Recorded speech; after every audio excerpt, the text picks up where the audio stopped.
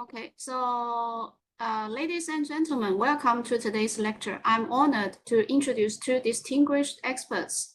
First, we have Maria Papadopoulou. She is the research group leader and project manager for the Horizon Area Chair, TALOS Artificial Intelligence for the Humanities and the Social Sciences at the University of Crete, Greece.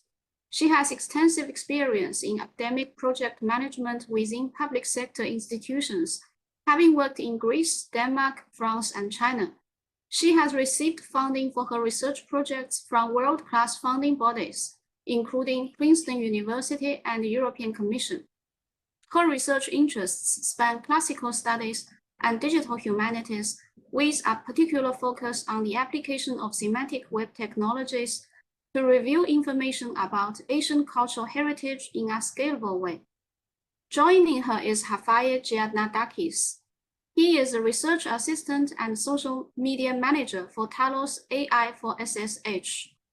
And he is a researcher and modeler for the RDF OWL dataset on Asian Chinese and Greek philosophers for KELKIP and TALOS. Hafaye has demonstrated remarkable research abilities and innovation in his field. Please join me in welcoming Maria and Hafaye, and let's look forward to their enlightening presentations. Maria and Hafaye, the floor is yours. Thank you so much. I would like to share the screen now. Yes, I will share my whole screen and then share the slide deck with you. I'll go to full screen. And I hope you can see my full screen now. Can you see my screen now? Yes, yes, we can see it. Okay, so this is a short course organized by NUAA, and thank you both professors for taking the initiative to organize this. It's a short course that is quite technical, and I don't know the background of the students. I don't know what colleges they come from, and I would appreciate to have this information, but don't hesitate to stop me, and please don't hesitate, Luisa, to translate into Chinese or stop for if the students ask questions. Just open the microphone or put questions in the chat in English or in Chinese. It doesn't matter. The most important thing is not to cover lots of ground, it's to be able to make sense of what we're saying. And I don't know how familiar you are with these things. The most important concept of this presentation is that we are going to be talking about the web of semantics, the semantic web, and also how to query it and how to model ontoterminologies using SPARQL and TEDI technologies. I think you're familiar with this slide because I've shared it with you before. Mm-hmm. So here is a map, a concept map of what you will hopefully learn during this intensive 3+3 hours. It is about knowledge, the concept of knowledge in artificial intelligence, not philosophy or epistemology, how to model the knowledge, to create a knowledge graph and store it in a knowledge base. Also, the concept of ontology, again, not in philosophy, but in artificial intelligence. We may be humanists, but we deal in artificial intelligence and apply artificial intelligence for our needs in our humanities discipline.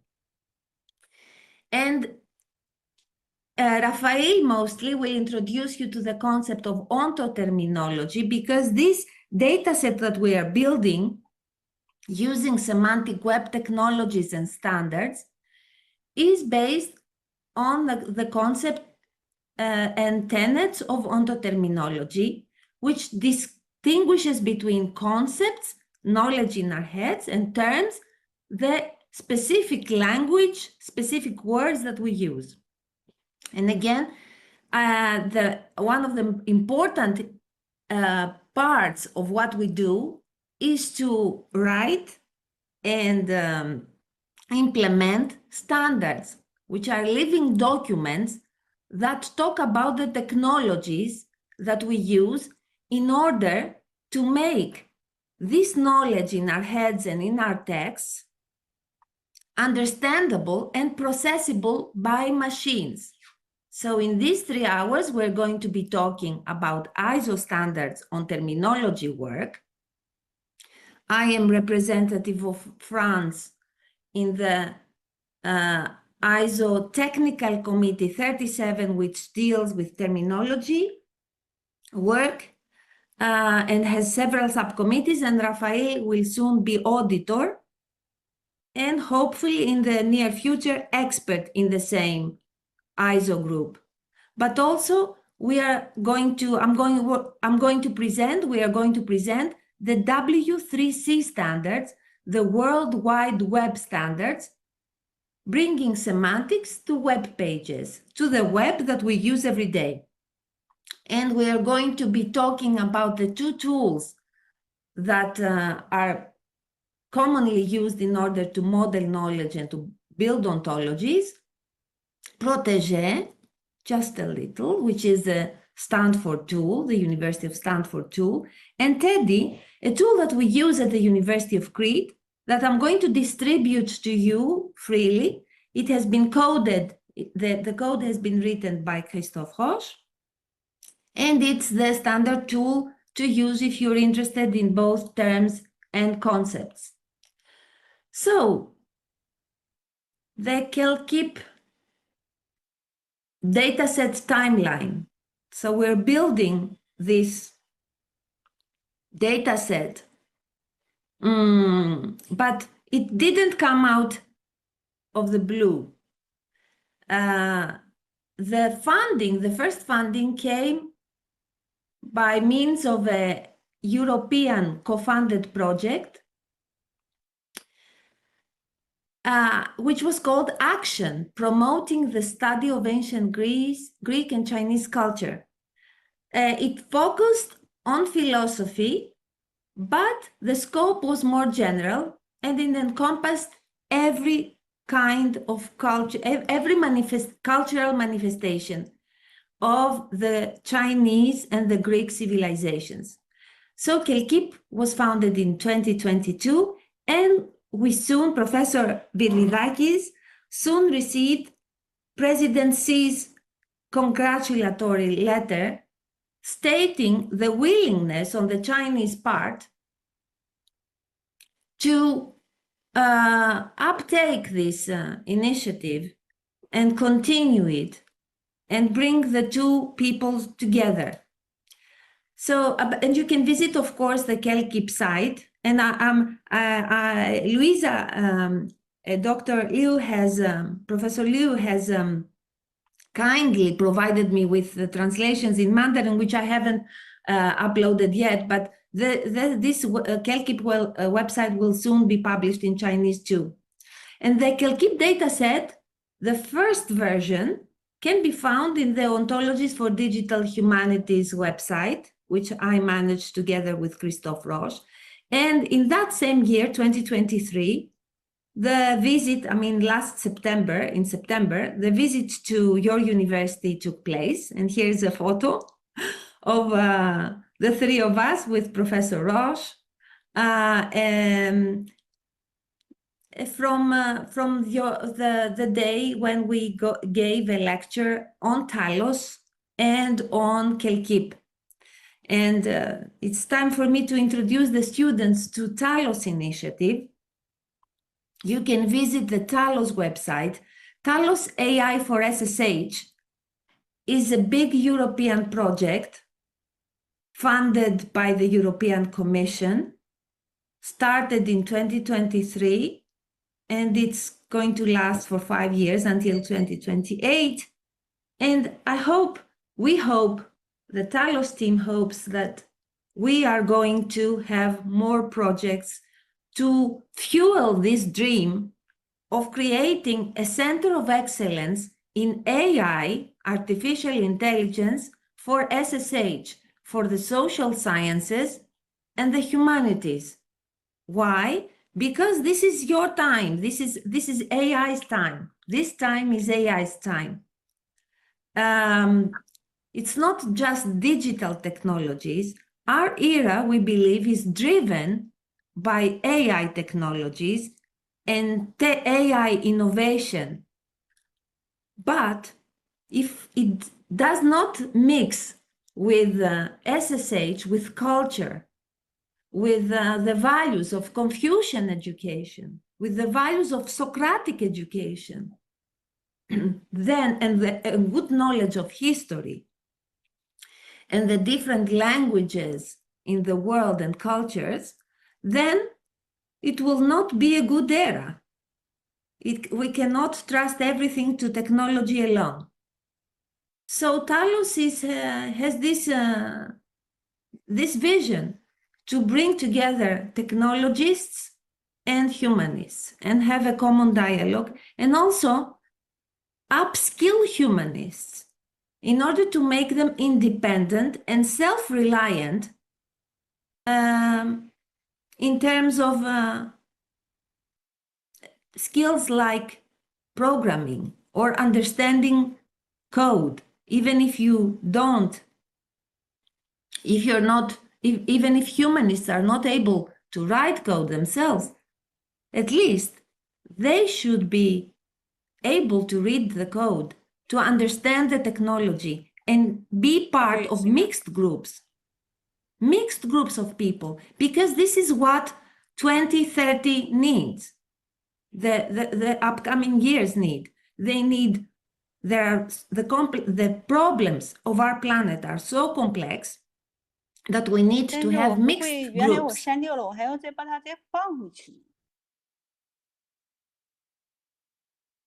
Sorry, I have muted some of it. Don't worry. But if there's a question, go ahead. Yeah, please go ahead and ask. Yeah. Okay. So the KELKIP dataset is going to be hosted on the TALOS website, and this is where Raphael has to play a big role. And it is an open invitation to any of your students who, after these 2 lectures, this short intensive course, develop the interest to join us and build something out of the knowledge about ancient China and ancient Greece. Raphael, can you say a few things about you? Okay, good morning in Greece. I think it's midday there, right? Okay, so hello everyone. My name is Rafael Kanadakis, and I really want to thank Luisa for inviting us, and for Maria for the excellent cooperation. So I'm Rafael Kanadakis. I am a student of classical studies. I'm very interested in ancient Greek literature.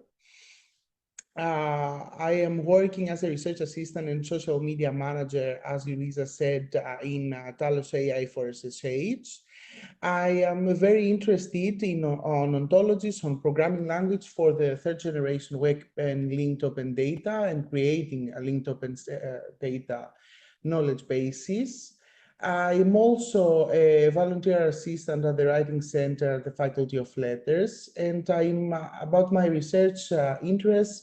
I'm very interested in archaic lyric poetry, the semantic evolution of ancient Greek words.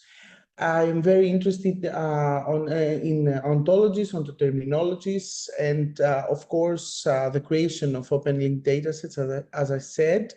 And I'm really interested in the utilization of digital tools and ontologies and ontoterminologies in classical studies research. because I don't believe that what we do is just for the web and I'm uploading everything on the web.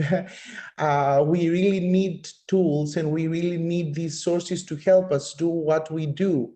And not only, of course, for our research, but generally for the public. We have as Maria will say later, and I will mention it too, we have so many things in the web, and we don't know what to do, and we don't know how many things are in the web. And this is why semantics come to its place. So this is more or less of what I do and what I'm interested in. And we will talk more or less for TEDI and for like understanding the idea behind what is a concept and what is a term. This is very, very important, and this is what interests very much at the ISO standard of terminologies. So I really look forward to hearing Maria's presentation. I'm so happy to be here.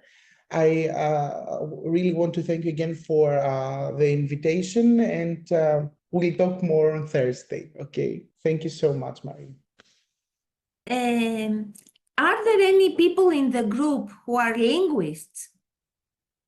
They are students from your college, Luisa. Mm-hmm.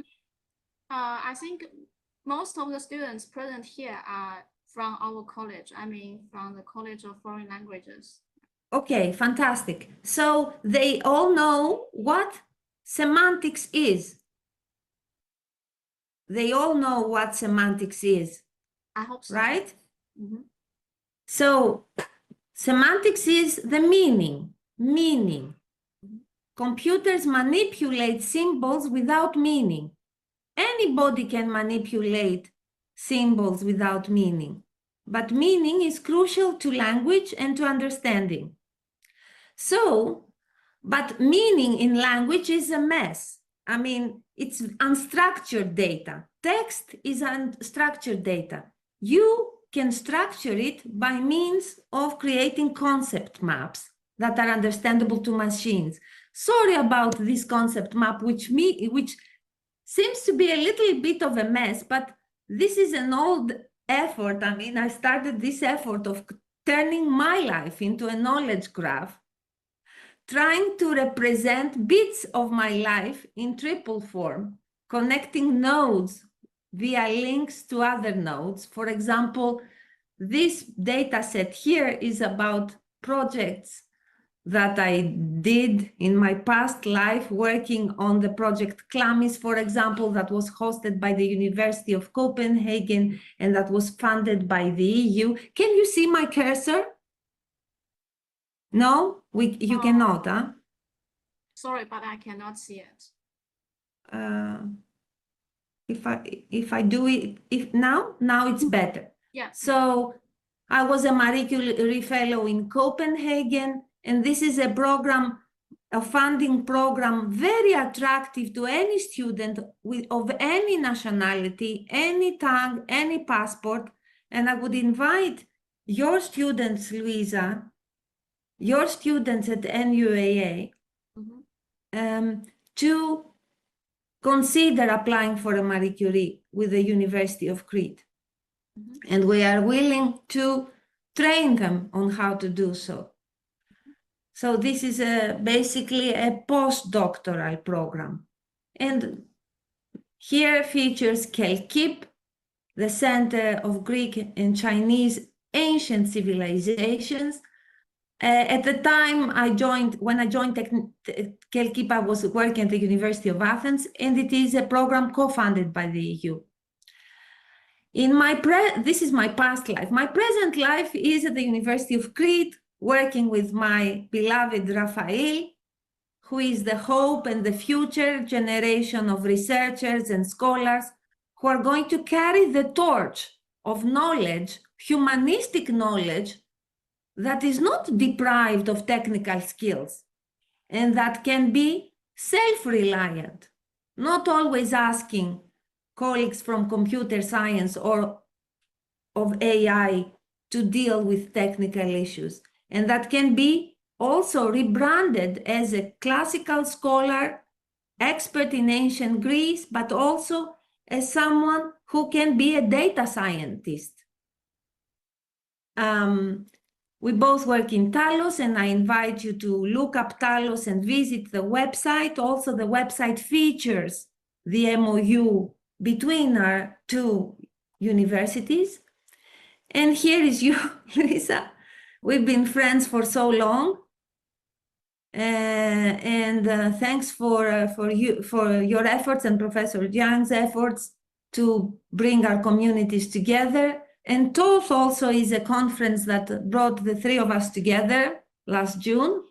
A TOTH workshop can be organized in the winter, you know, in any university, not the conference, but the workshop. So why don't we organize it? You organize it at NUAA together with our help.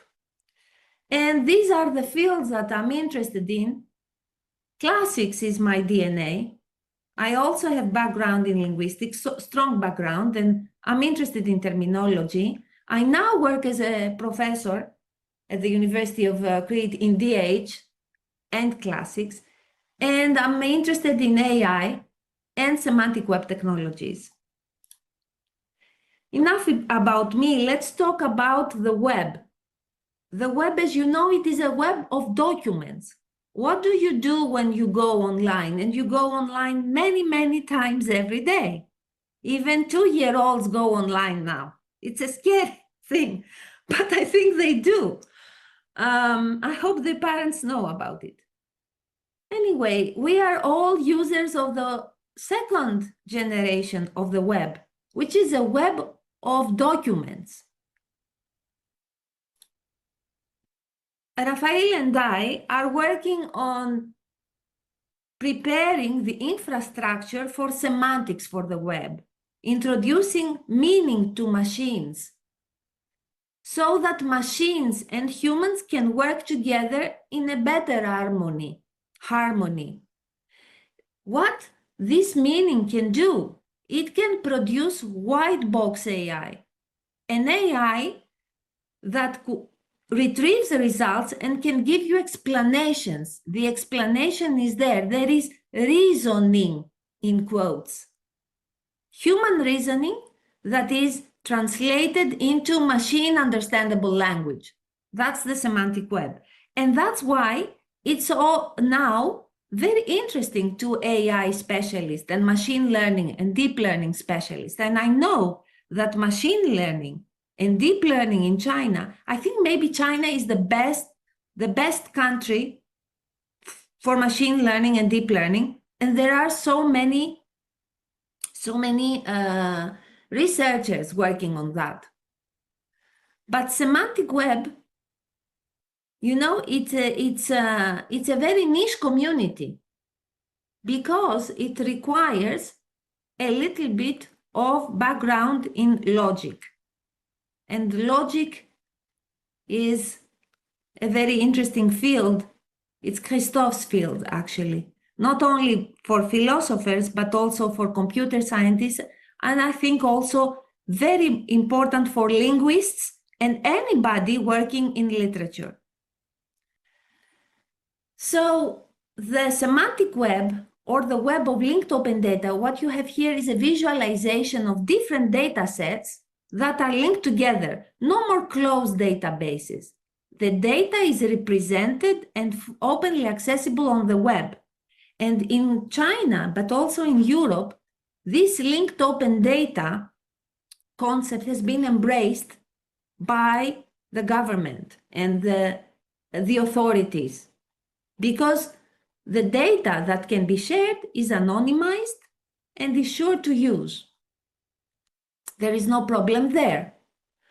So the idea of bringing semantics to this data is very simple. The building block is a triple: subject, verb or predicate, and object. It's very, when I first introduced you to that, Lisa, you said, oh, it's like syntax, it's linguistics, huh? And yes, in a sense it is. But it's also mathematics, because this simple idea that comes from language, from grammar, from syntax, subject, verb, object, can be represented using a very, very powerful mathematical structure that has behind it the support of very strong old algorithms of computer science. This structure is called a graph. A graph is composed of nodes for subject and object and links. Nodes and links. So if you want to turn this graph structure, I mean, you can use it with numbers and you can use it with any other concept, but you can use it also to represent human knowledge. Knowledge stored in texts or in images or in video. It doesn't matter what the medium is. Knowledge that is in the human head and is expressed and communicated from human to human via human natural languages and from human to machine via these technologies that we're going to present. So a knowledge graph is composed of nodes and links which represent domain knowledge. Sorry, this is a Western example. This is a French example, but France is my second country, you know, because I was taught French from a very young age, and I also worked as a collaborator in an AI lab at the French university for long years. So this is a tribute to one of the most iconic cultural heritage objects in Western history, in European history, is Da Vinci is the painter, Leonardo da Vinci, Italian, and Mona Lisa, the woman, the title of the painting and the painting itself, hosted in the Louvre.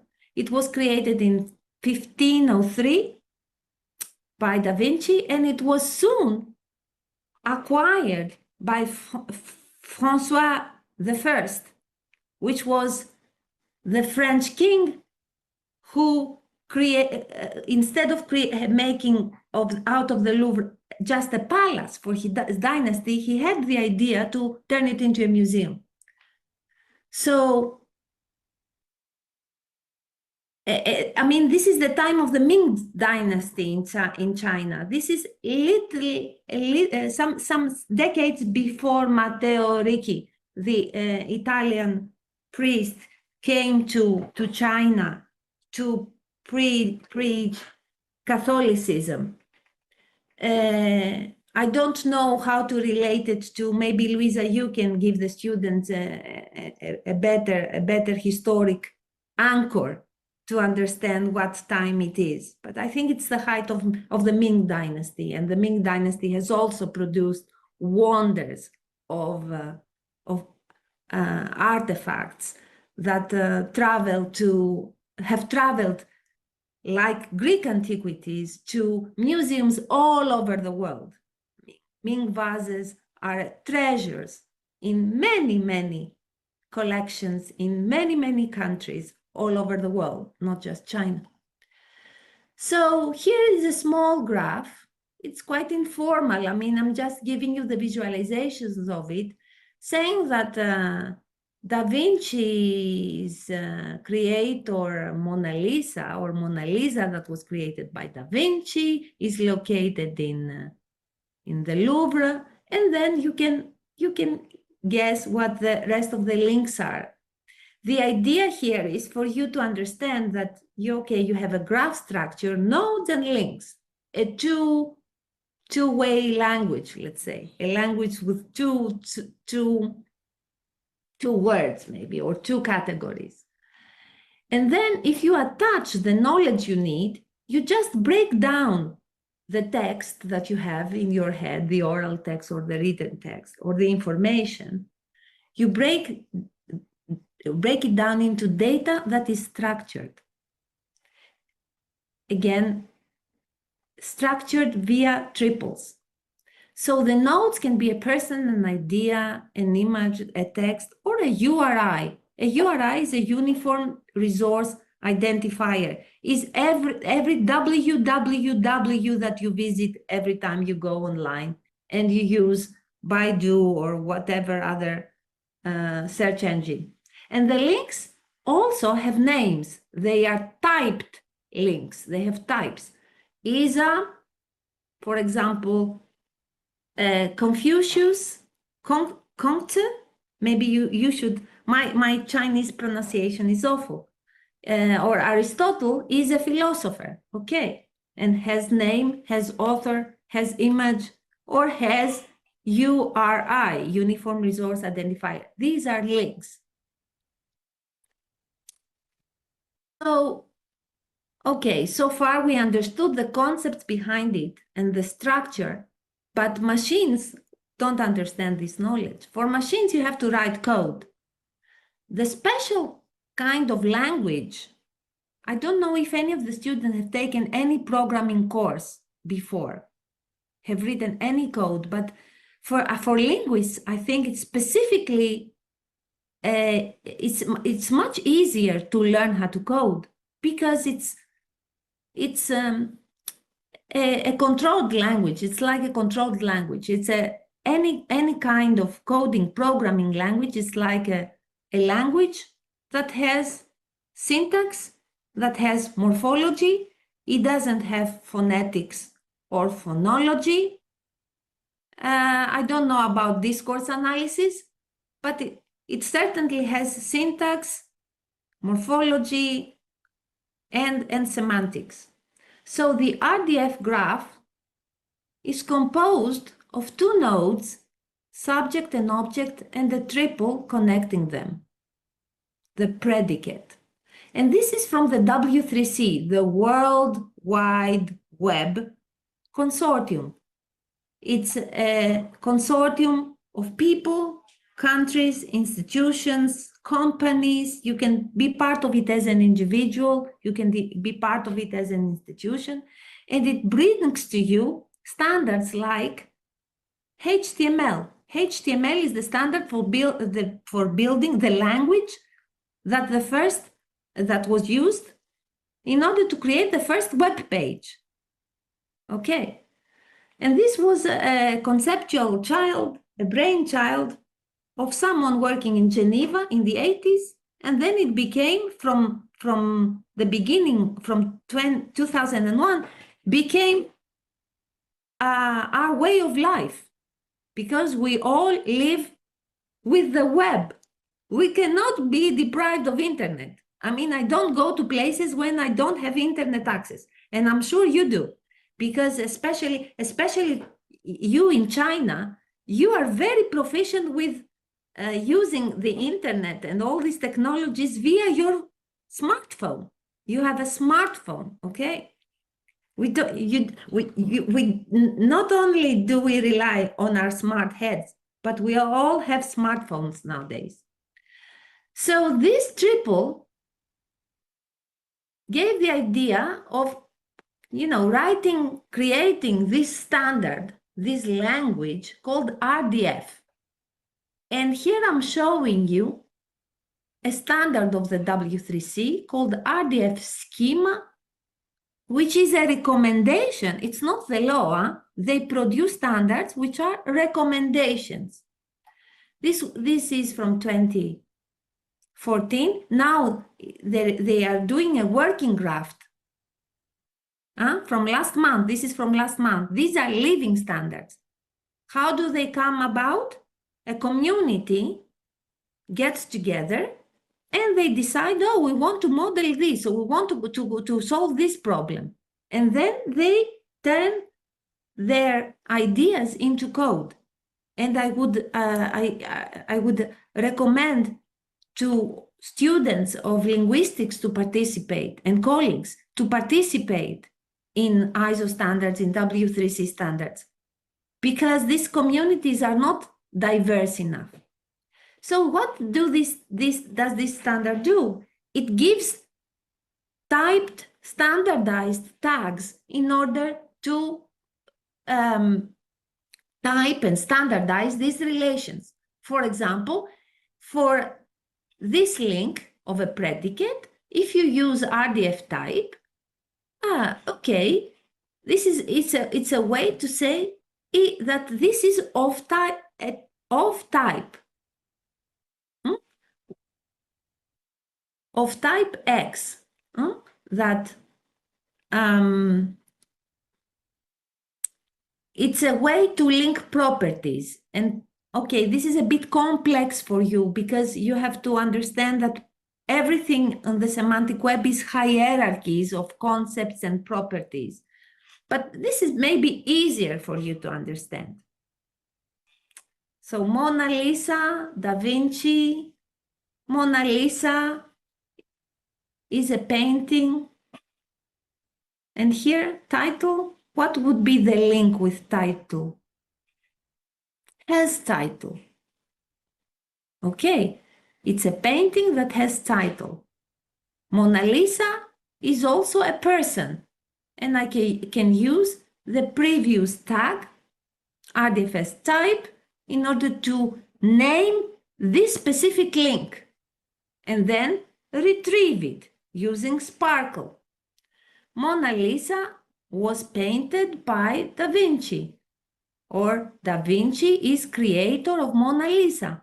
These relations have properties, that mathematical properties that we were taught in elementary school even about these properties. This is a mathematical knowledge that I think, this is taught in mathematics and in computer science, but I think it would be useful to change our syllabi and also include this. And Raphael is going to present more about this. And also Da Vinci is a type of person. So you can use, instead of Isa, which is an informal way to state this knowledge, you can use the RDFS schema vocabulary and this specific tag. Where do you find these tags? Online. On the slides, I have the links, and you can. Don't be hard on yourself. I know Chinese students are maybe the best in the world. They're very famous for being very hardworking and not laid back at all, but don't be hard on yourself. You don't have to understand everything now, but you will have the PowerPoint to fall back on. And also we can have follow-up courses. And online, preferably not online. I would love to be in the same room with you. Either in Crete, we could organize it in Crete, or anywhere in Greece. And also we could organize it in Nanjing or wherever you choose. So Mona Lisa is a woman, or is a painting, or is the title of a painting. All these can be expressed via this RDF triple, and this link that is the bridge between these two nodes that puts them into this relation is typed RDF type, yes. But I also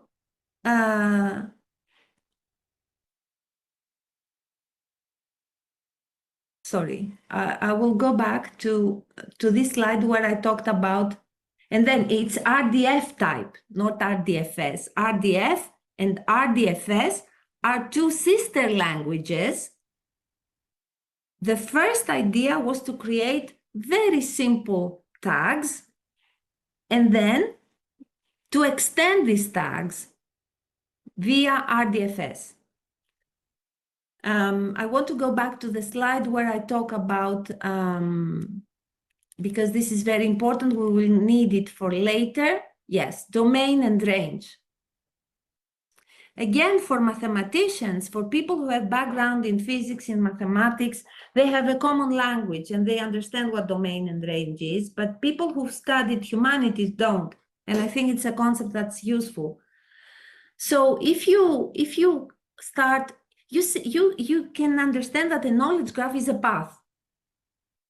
It's a directed graph. You go from point A to point B. Right. But if I'm looking at the property, at the link, at the relation, and if my reference is the relation, okay, I have to think, what am I linking with what? I'm linking a subject with an object. The subject is the domain, and the object is the range. If I change my perspective and I don't follow the direction of the graph, but I'm just thinking, I'm just thinking links. I hope this is, I explained it well for you, because this is quite tricky, but we'll go back and don't hesitate to ask. So I was there. Mona Lisa is a person, RDF type. Da Vinci is a painter. I mean, the same structure for different kinds of knowledge. The beauty of it is that the mathematics doesn't change, the algorithm doesn't change, but the knowledge changes, and that's how you structure the data. So again, from this simple structure, I mean, here I'm just showing you that you can name the object or the value, the target of the relation. You can name it object or value. I mean, human languages are known for their creativity, and we use many different words for the same thing. They are called synonyms. So this is what happens with language, and this is what happens here. So you can have the triple, and then you can have another triple, another object, and you can have also a literal, connect with a string, a number, a date, that will be the very end of the knowledge graph and of your directed graph, and this is a literal. And in this way, what do you do? What do you achieve via this triples system? To connect different data sets and different objects or copies of the same data that are housed and live in different data sets, they can be linked. No more databases.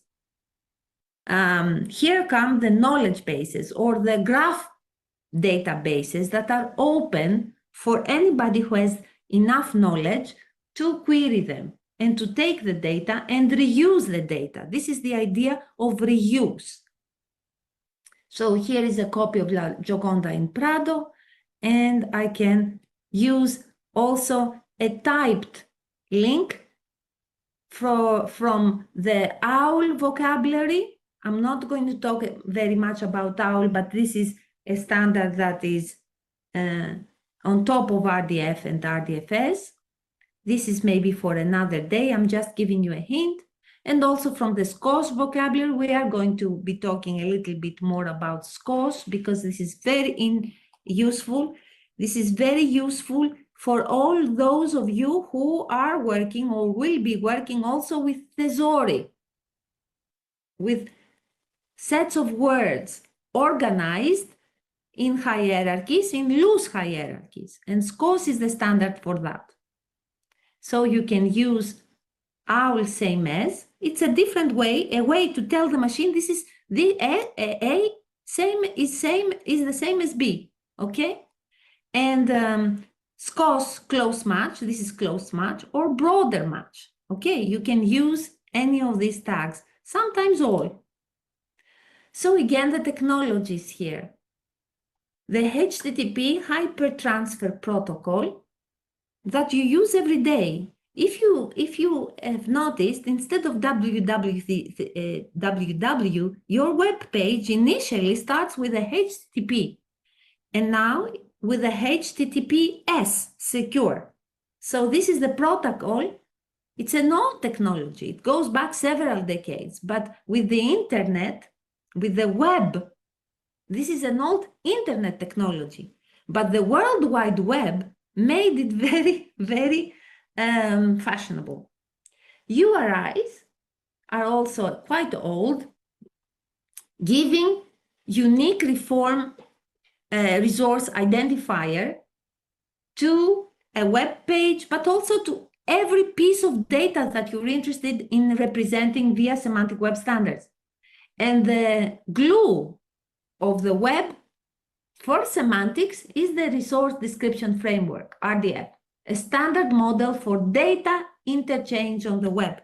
These wonderful machines, why do they work so well? Because there's a to and fro of data. And now we have the data centers that are, you don't have any, I don't know how old you are, the students are, but in my time, we used to have machines, to store, external storage. We don't use that anymore. We do, but what do we use? We use the cloud. So data is always on the go. This is why these technologies are very flexible and they're very powerful. Storage, memory, make our computers very powerful.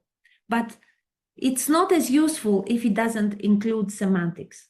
So the RDF standard has come to be used as a general method for description and exchange of graph data.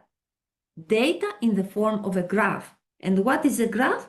Wow, a triple. Nodes, links, typed nodes, directed links, from A to B, from B to A, from A to B and from B to A, and then to C and D and so on.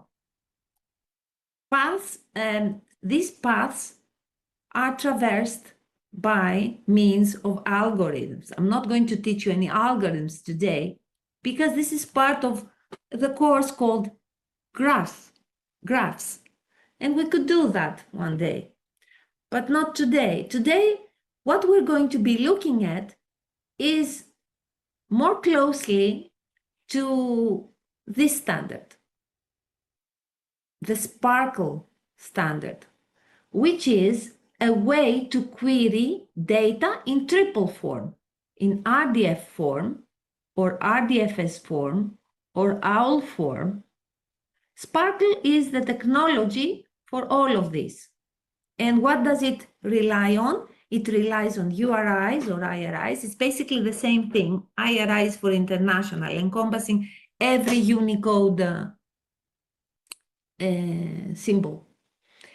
XML, I don't know if you use XML as linguistics or terminologies. It's a very useful but very powerful language also.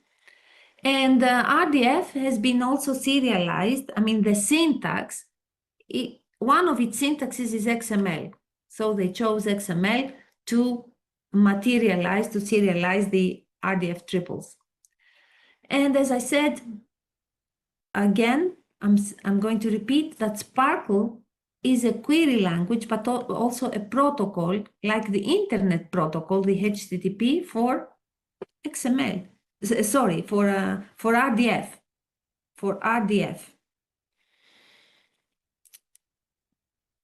But okay, I'll go back to just say that what does this mean if I'm putting all these blocks, that all these work well together? The higher I'm up, it means that, okay, all these work together. I'm just extending. It's this way of working with computer languages that is very, they work in a very additive way. They add and add and add, but everything works with everything else before it. So SPARQL protocol and RDF query language. It's a protocol for the semantic web, one of the three core technologies of the semantic web, along with RDF and OWL. OWL stands for Web Ontology Language. I'm not going to talk about ontologies today that much. This is Raphael's field. He's an expert modeler and ontologist. So, and it's also a standard, and I've given you the reference on the web. It's a semantic querying language for databases. It it is able to retrieve and manipulate data stored in resource description framework format. And it's to data what SQL is to relational databases. This is useful information for computer scientists.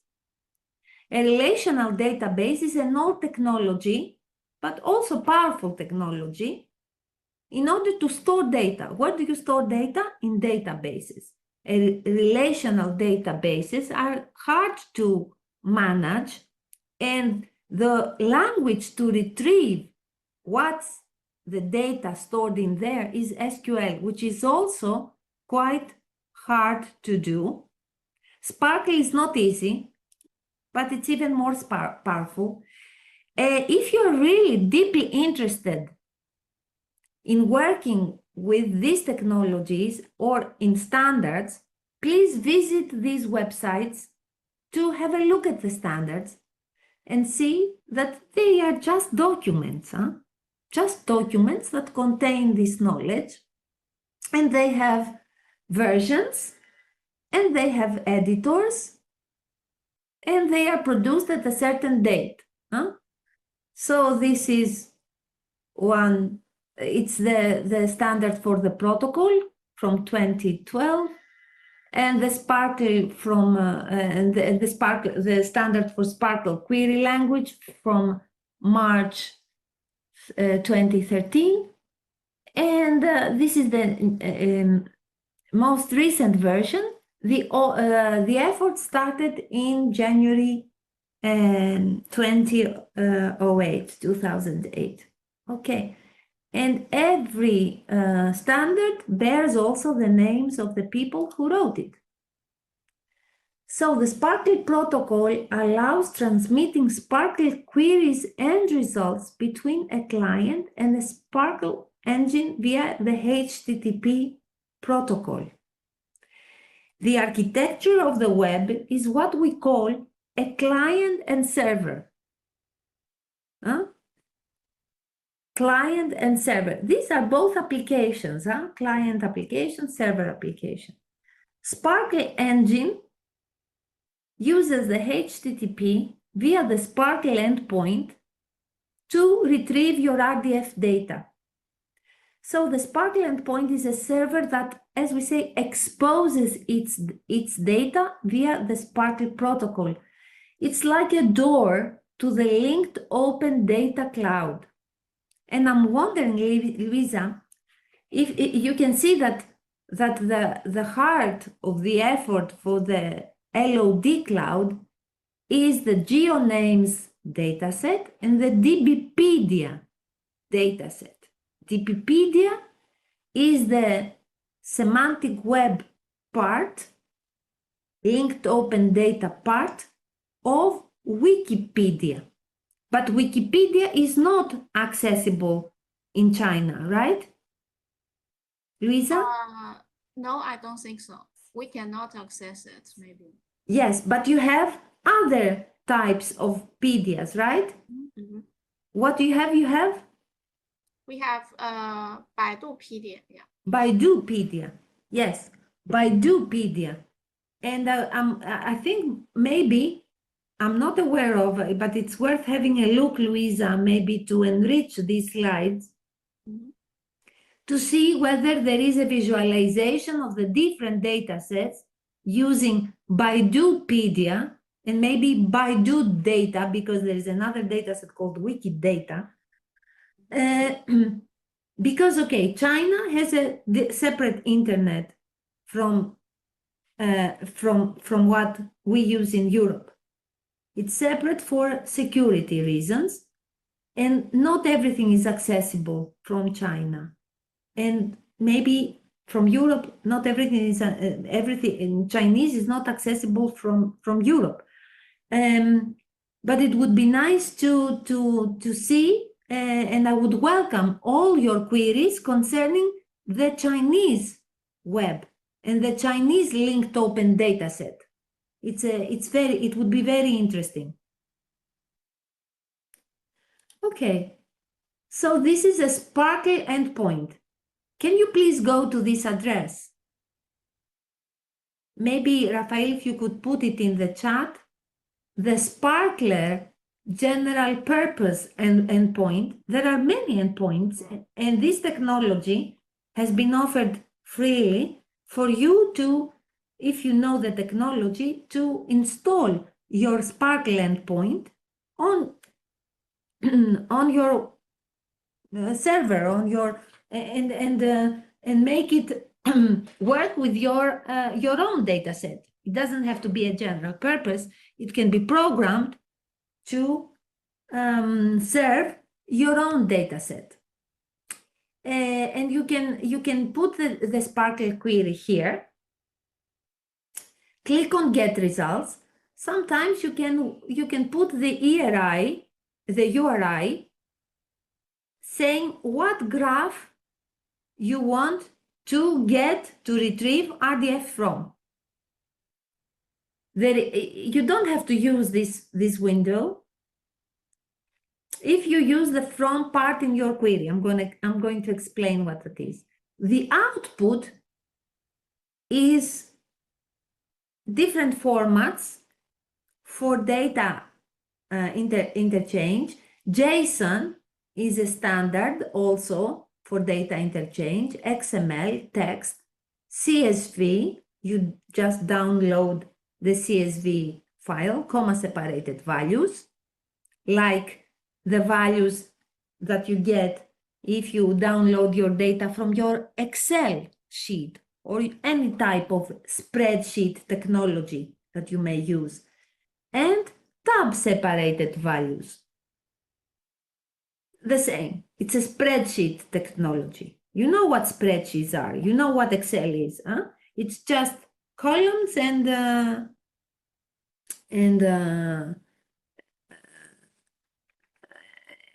different lines. I mean, and this Cartesian system gives you the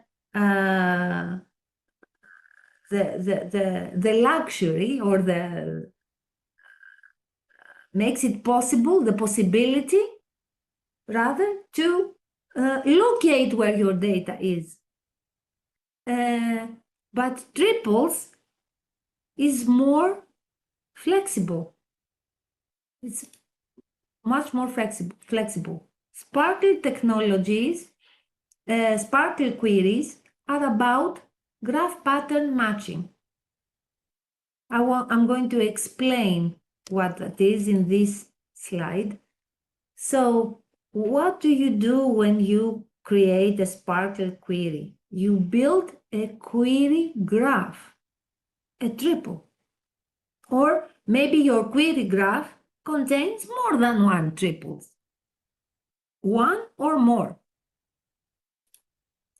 And then you ask the system to match it to the knowledge graph. First, build the query graph, match it to the knowledge graph. I wish it were that simple. You're going to see, and you are going to tell me how simple or not simple it might be. So it's query graph, a set of triple patterns called basic graph pattern. So triple patterns are like RDF, because don't forget that SPARQL is a way to query RDF triples. So they have subject, predicate, object, but each of these or all of those can be a variable. How do we represent a variable? By means of a question mark. What is a variable? Can you say the word in Chinese to make sure? 大家知道 variable 这个词的意思吗？ Maybe I can put it in the chat box, right? A variable is something that varies. It's not a given. It's not a datum. It's something that's changeable.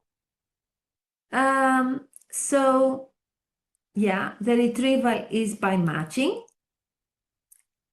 So what you return, the SPARQL queries return, is a set of RDF triples, RDF graphs, and the format is turtle. Okay, maybe you can disregard this information. It's just to say that there are different flavors of RDF or different syntaxes. Syntax you will understand of RDF. And one of them is turtle. It's the most readable. And here is what turtle looks like. So this is maybe your first acquaintance with RDF turtle syntax. Turtle is a funny word. It's not an acronym. It's just a playful word to talk about TERS RDF triple language. And they called it triple. They want to, to make play on words, to play with words. Like owl, it's not the bird owl, the bird of wisdom. It's web ontology language, but they named it owl because they wanted to allude to wisdom. So here you have a prefix, an example prefix. Let's say this URI from example.org. It's a typical thing that they use, to say, I mean, this data set does not exist. It's just an example. What do I notice? Oh, I need a prefix. And then I need a semicolon. And then I need these angular brackets. And then I need a full stop. This is part of the syntax that the machine understands. Like humans, when we are taught to write a language, we are taught the different symbols on how to make it understandable to other humans. So with machine languages, with programming languages, it's the same thing. If you forget the full stop, the code will throw up a syntax error. Syntax errors are the first errors that are encountered by people who are beginners in programming. Like with natural languages, you learn the different isolated words or sounds, but when you put the words together in that syntax, then some things might not work well for you if you are just learning the language, okay? So don't be discouraged by syntax errors. It's just a matter of practice and time. So example, let me use this as well. Example Alice. This is just an example. I'm going to disregard this part. And I'm going to say, Alice, read it like a human, okay? Alice has hobby painting. That's one statement, full stop. That's one triple. That's one RDF statement. Alice has hobby reading. Bob has hobby hiking, walking. Charlie has hobby painting. So this is a simple data set about Alice, Bob, and Charlie, 3 people, and their hobbies, painting, reading, hiking, and painting again for Charlie. So how am I going to code this into SPARQL language in order to retrieve it? Let's say if I wanted to create a real data set in RDF, about my friends or colleagues and their hobbies. I would have to use a prefix. Here it's the prefix of the example.org. Then use a clause that starts with select. Select what? I'm looking for the people. Find all the people who have the hobby painting. Wow. Well, who has hobby painting? Alice, Charlie. So I'm asking the system to traverse the graph and retrieve via painting, retrieve Alice and Charlie, right? Go all the way via this directed knowledge graph to retrieve the names of these people in my dataset. So here I'm going to ask with the variable person. So in order to be able to retrieve Alice and Charlie, the system, the computer, has to know that Alice and Charlie are people, are persons, okay? So they have to be typed via the RDF vocabulary that they are of type person. This is not part of the graph that I'm showing here, but it certainly is part of the graph that I have deposited and that I'm querying here. And then after the select part, I have the where part, which starts with curly brackets and then again a triple. Person, looking for the person that has the hobby of painting, full stop.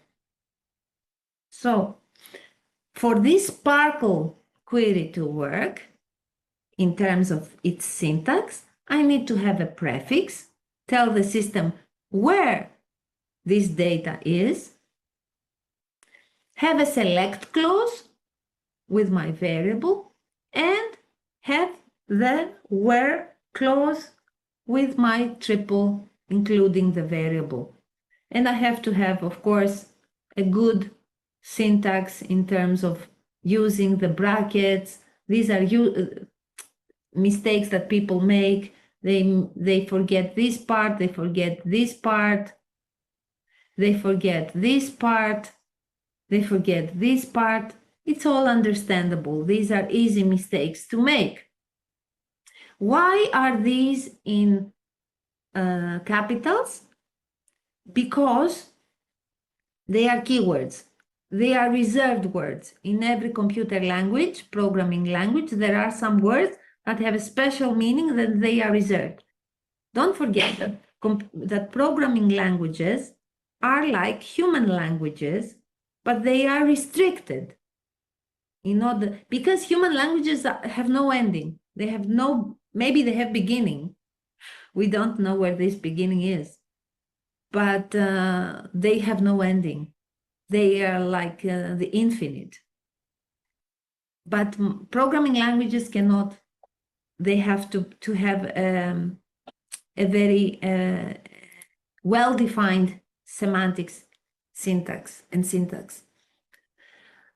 So the query engine will try to match this pattern against the RDF data by finding subgraphs where the person, subgraphs, smaller parts of the greater graph that I'm building, that you have built, the subject can be substituted with an RDF term from the dataset. The predicate has hobby, matches the predicate, and the object painting matches the object in the dataset. So by substituting the variable person, what person, I'm looking for the person, with the subject from these two graphs, subgraphs that are matched to my query, what do I retrieve? I retrieve Alice and Charlie, right? This is basically the nuts and bolts of how it works. But again, how do I build it? Select from where. These are the keywords. Select what you want, from where you want, where as you want it. I mean, you can formulate the query. This is the basic RDF query structure. You really have to have prefixes, prefix or prefixes. There are some standard prefixes, for example, the RDF and the RDFS languages, and sometimes COS or OWL, depends on what you have already used in your dataset. And Rafael is going to explain to you how to build a dataset, okay? Using TEDI, which is not a piece of cake, huh, Rafael? At first, it's not easy, but then it's like walking. You first put one foot, you try to walk, but once you understand the principles behind it, TEDI is not scary anymore.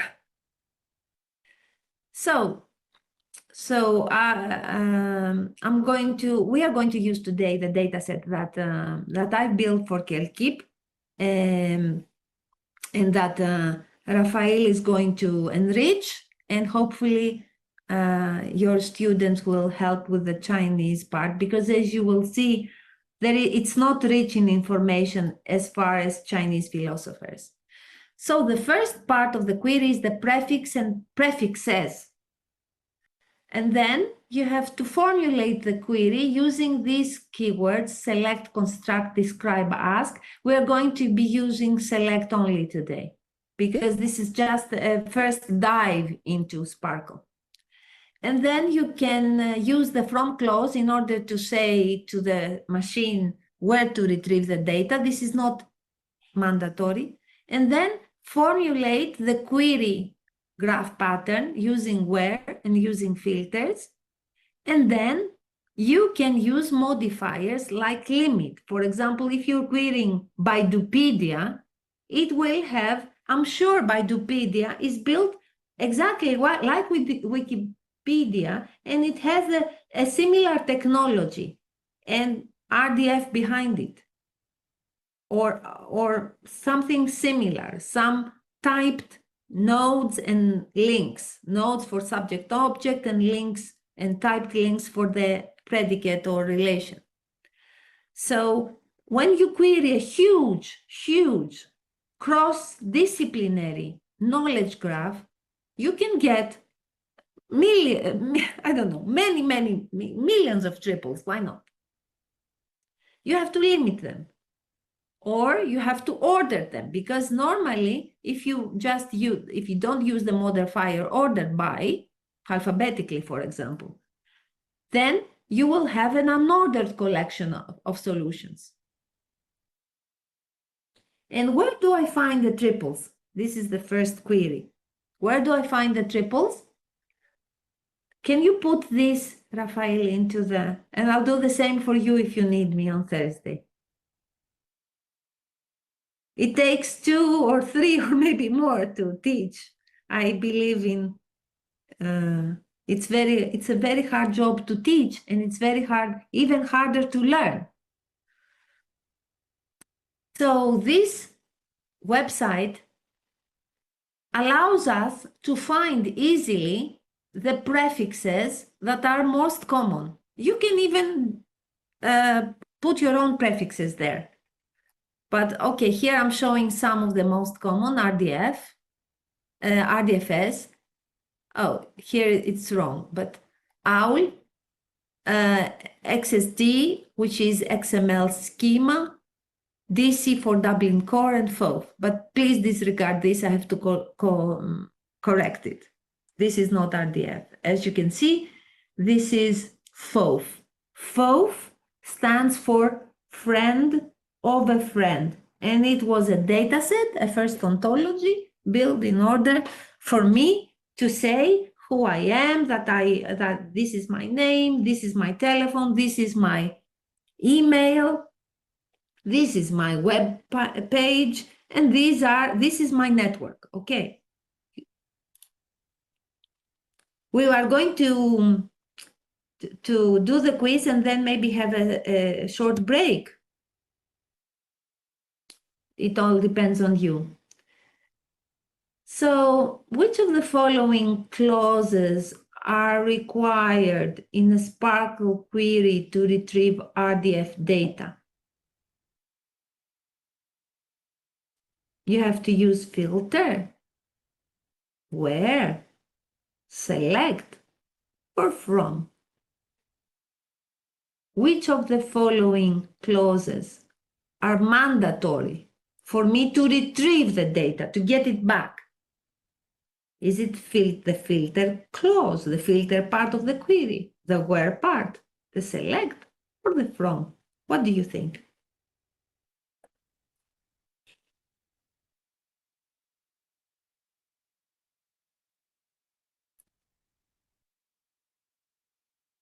知道的同学或者是老师可以直接开麦克风回答这个问题，或者打在那个聊天区域。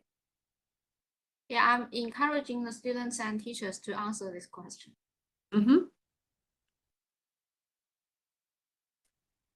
It's okay to make mistakes.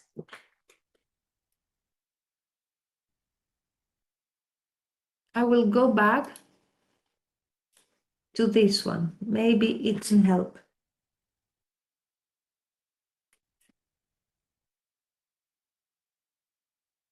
It's about select, from, where, and filter.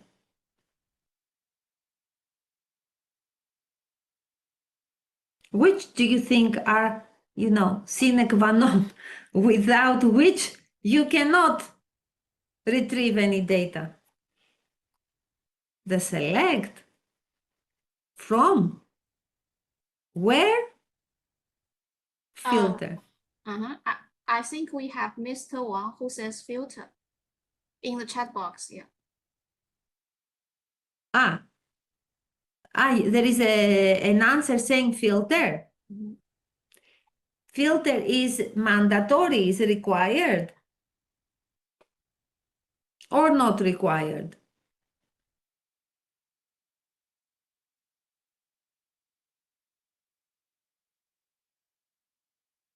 王老师，要不您那个说明一下，就是你为什么选 filter？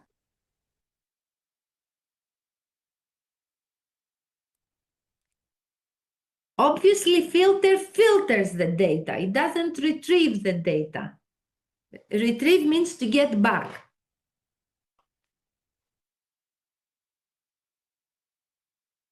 So in order to fill... We have some more answers in the chat. Someone said where, and someone said from is not required. Bravo. Thank you very much. Yes. Yes, you got it. It's very easy. Huh?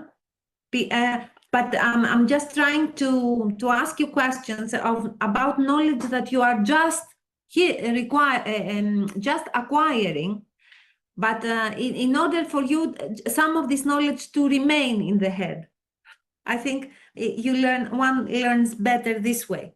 So filter, yes, filter defines constraints, and you filter the data. You don't retrieve the data, you just filter data out and throw out the data that are not needed. Where it's very important, select is very important, and from is optional. So yes, you guessed right. Let's move on to the next. Choose the SPARQL statements that follow the correct structure. They are syntactically correct, but there is, the problem is the structure.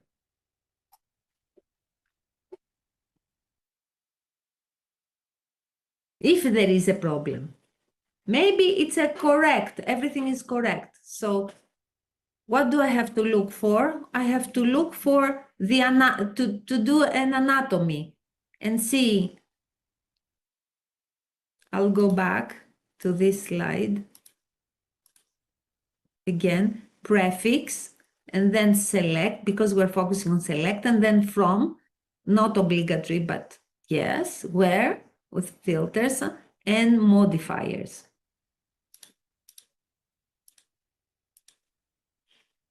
Here I have the prefix. What prefix is it?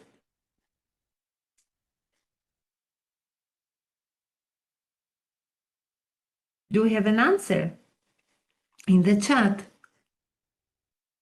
Sorry, I'm trying to ask questions and get feedback in order to have some interaction, because I feel a bit lonely in my room here, just with my two screens, the laptop screen and the bigger screen, and I miss all of you. And I wish I could see your faces. I cannot even see your faces. It's a very lonely existence. And I'm trying to fight it out by this question answering thing, Yeah, it's called dialogue, and it's one of the most perfect human inventions. So what prefix is it? Do we have any answers in the chat? But don't hesitate to open your microphones I mean, even say it in Chinese. I mean, this you cannot say in Chinese actually, because it's just acronyms. Do we have answers? Not yet. What prefix is that?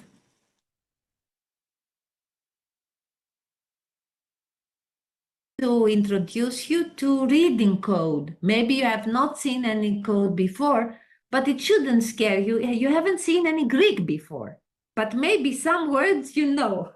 So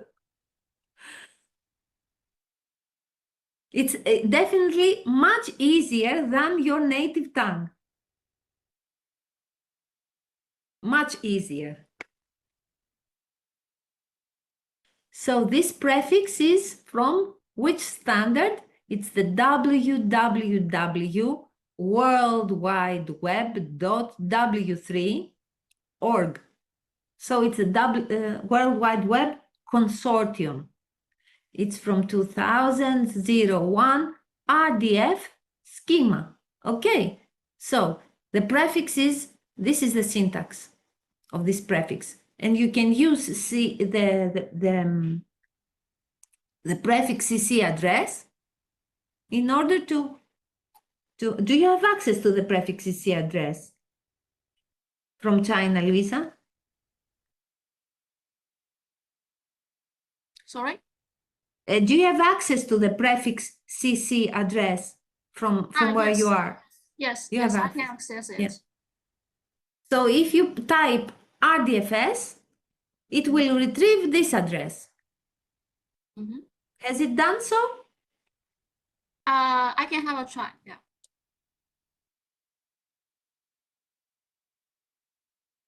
You cannot have a try. I'm sorry. I mean, I want this to be interactive. I never learn without doing things with my body or writing things down. I'm this kind of person. But okay, in 3 hours, what can we do? Mhm, mhm. If we are really interested, we can have a follow-up and we can have more exercises and more. And if we build more Chinese, if we grow then the Chinese philosophers data set, we can have more queries on that. So did you find it? Did you find this? Yeah, just a minute.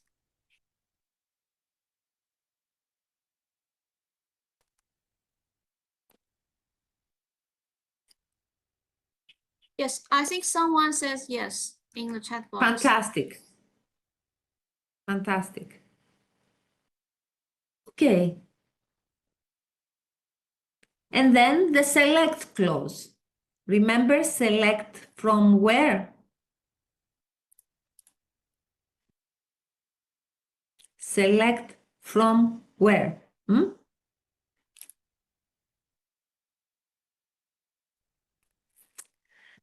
So, select. And then you have 3 variables from the example or graph, where you have the 2 triples. Instance is a class name. A stands for ISA, don't worry, or RDF type, don't worry about that. Class name, RDFS label. So you have a where clause with 2 RDF, 2 triples, yes, 2 RDF triples, and a filter. It filters the English language. So I will help with this one. Just consider if the structure is correct or if it's not.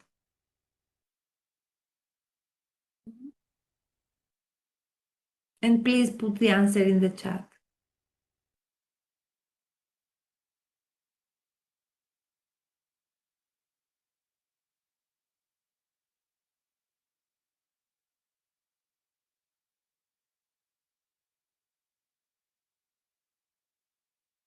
Do we have any answers?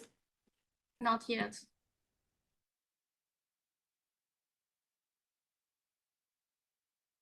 the prefix is here, the select clause is here, the from clause, yeah, optional, but it's here, the where clause is fine, and everything is correct, you know, where curly bracket, filter is inside, curly bracket closes. I have no modifier, but that's okay. Okay, so it is correct. But just to save time, I will say yes. Yes, this is correct. Okay, nothing is wrong. Even though I don't understand exactly what it is, don't worry about that. I've just verified that this is a finely working SPARQL. It does not have any modifiers, but it's fine. Yeah.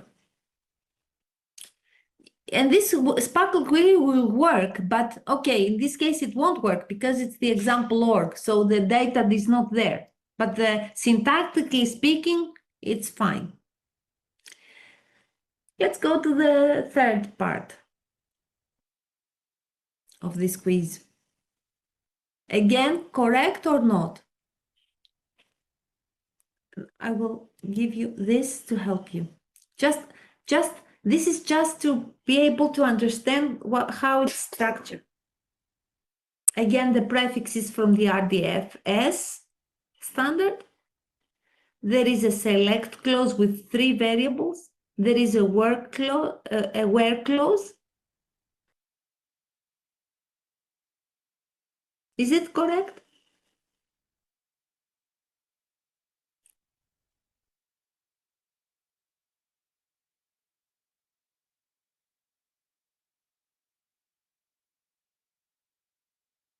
This is also an easy.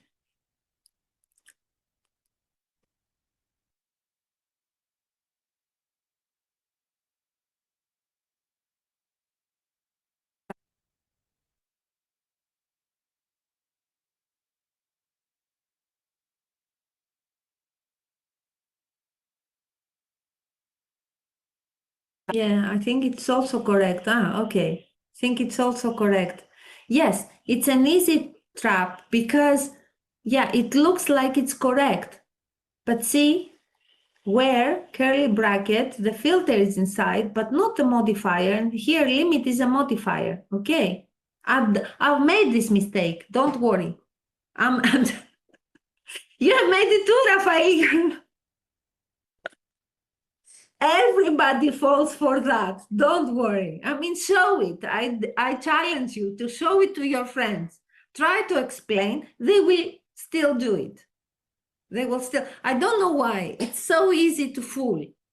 Because, yeah, with the curly bracket, then, yeah, we don't pay attention to that. But when we write, you know, we use commas, we use full stops.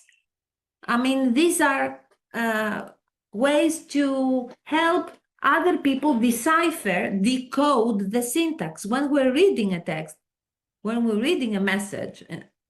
In order to understand it, we make use of full stops, commas, and everything. But in code, whenever I program, I always forget these small things. When I write, I don't forget. I'm a classical philologist, okay? I'm programmed to produce good text. In order to produce good code, you have to know where something starts and something ends. And these all are very important, huh? And I've always, you know, I've always made mistakes about this. Okay, this one is not very easy to forget because it's a full stop. The full stop comes after every triple. But then the curly bracket, where does it stop? Well, it stops before the modifier. And limit is a modifier. Ordered by is a modifier. These are the modifiers that you are going to use. If you're working with SPARQL, it's inevitable. You are going to use them. So this is not correct because limit should come after the where clause. Okay, this one, choose the SPARQL statements that follow the correct or not correct. Select the label of the class name and then the where clause 2 triples again, and the filter.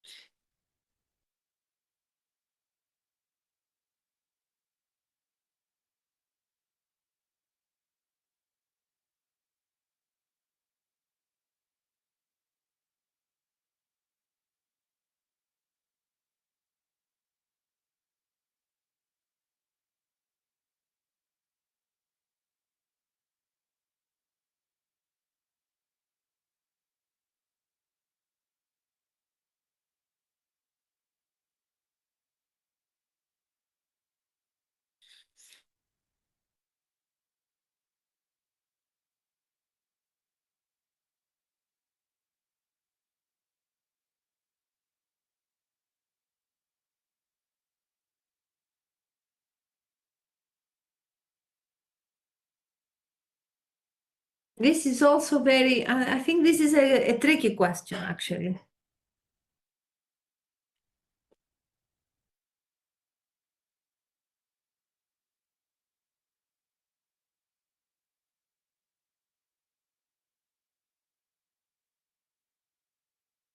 Any ideas?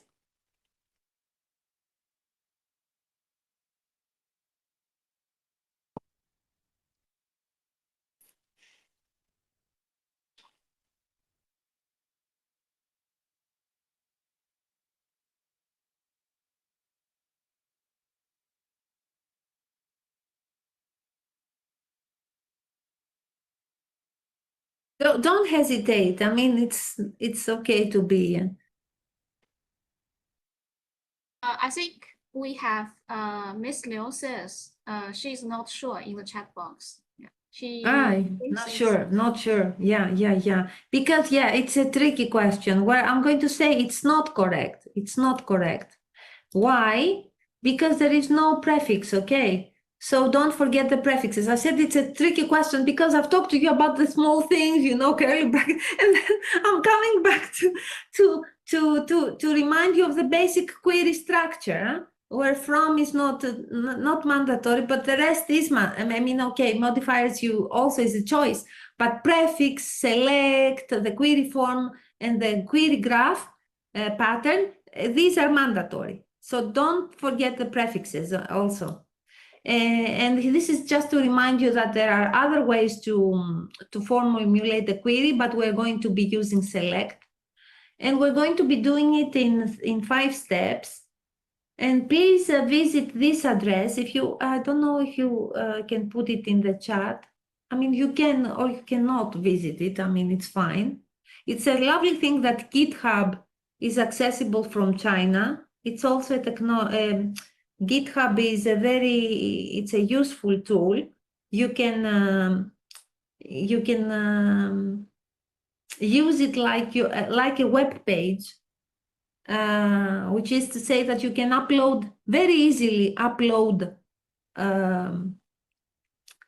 content on there, and if you make it open to everyone, then you don't pay.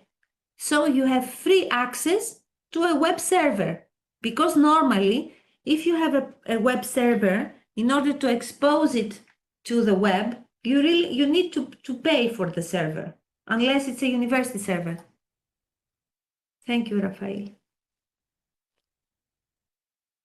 I really like Tencent, VOOV. This is a very lovely application. It's one of the best, right, Rafael? I mean, we've used very many applications. Zoom, what else did we use? By Microsoft, by Google, many different companies, by Cisco.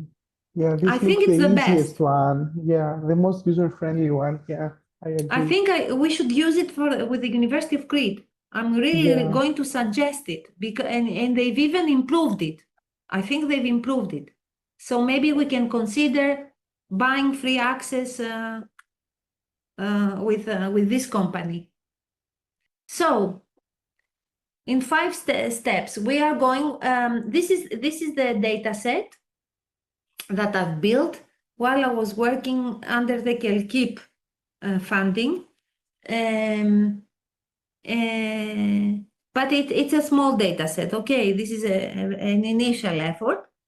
And I'm trusting on Rafael to complete for the, mainly for the Greek philosophers that you are very, very knowledgeable about. And also there is material on Chinese philosophers in the internet, on the internet, in Wikipedia and sites like that. But of course, we don't have enough access and we don't have the knowledge. So please help. As you will see, it's a small data set and it's just an effort to make the first step toward creating a larger data set that is going to be accessible, as Rafael will show, also not for machines only, not as RDF. What will Rafael show? Rafael's presentation actually is very interesting, even more interesting to you than this one, because Rafael is using TEDI, and TEDI exports in HTML and in RDF. It exports in a format that is the Web 2.0, not Semantic Web. I mean, it can do both, but the difference is that Semantic Web is also for machines. The format that TEDI uses, which is HTML, the HTML web page that you can export via TEDI is like a terminology dictionary and a ontoterminology dictionary, which is going to you can take this this output, this export, this HTML file and put it online anywhere. So it's very easy to manipulate and use and very easy to disseminate to your colleagues. Don't hesitate to use TEDI and please let us know how you use it. But you can use it for your own data, creating your own terminologies and your own dictionaries and your own data sets. A question. So do we need to apply for a different username and password for using TEDI? Yeah. No, Christophe is working now on providing you all with a TEDI version, with a version of TEDI, and he will give you the logon, the password, and the username and password. I think it's TEDI, TEDI and TEDI. But if you want to use it, you know, to create, I mean, this is just for the purposes of this workshop. It's not, and it has an expiry date. If you're really keen on using it and you see that it has value for your own research, you will contact Rafael or myself or Christophe directly, and yeah, no he problem. can give you. I can use it. Yeah, I have a version. Yeah, already. but it's a version to you. So it shows your name as a contributor, as a creator or a contributor. Yes. So if you need to do that, you have to contact us, and you will get your version of TEDI that you can use and to issue the data set to your name as a creator. Okay, not as a TEDI, but as with your name as Dr. Liu, or you know, you get the drift. So yeah, so I'm just giving you a taste of you will understand both presentations more when by the time we finish on Thursday, to see why we do all this. It's very important to be able to query the data set via SPARQL, but it's also important for those who don't know SPARQL, who don't know Semantic Web, to use TEDI, the export of TEDI, which is a HTML. But TEDI does both. It works on the interface of both technologies, web technologies, Web 2.0 and Semantic Web, the next generation of the web technologies. And this is very powerful because, especially for research purposes, those of us who work in research already, I mean, students don't maybe, but maybe some of them will be interested in getting a research career. For research, I mean, in Europe especially, you have to have open data. You cannot, I mean, and it's always added value, if not the most important feature. If you are submitting a proposal for funding and you promise to get open data and also fair data, I mean, but this is something I don't want to go into that. But yeah, well, it's findable, accessible, interoperable, and retrievable and reusable data. These principles about data creation and distribution are everywhere, and I think they are very powerful in China in order to get money to funding to do research. So it's very important. TEDI is important also for that. And it can help your research get a wider audience because very easily you export in HTML and your dictionary is there. And this is something that everybody can use, not just people who are aware of the semantic web technologies. But knowledge is power, so knowledge about semantic web is extra power. And here you are embarking on your first 5-step SPARQL query on a list of properties, extracting a list of property names used in the KELKIP RDF dataset.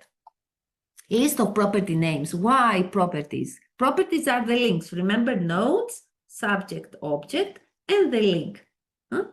Okay, so properties are the links, and these links, the labels of the links, as you can see here, I'm looking for the RDFS labels of the property names, of the links names.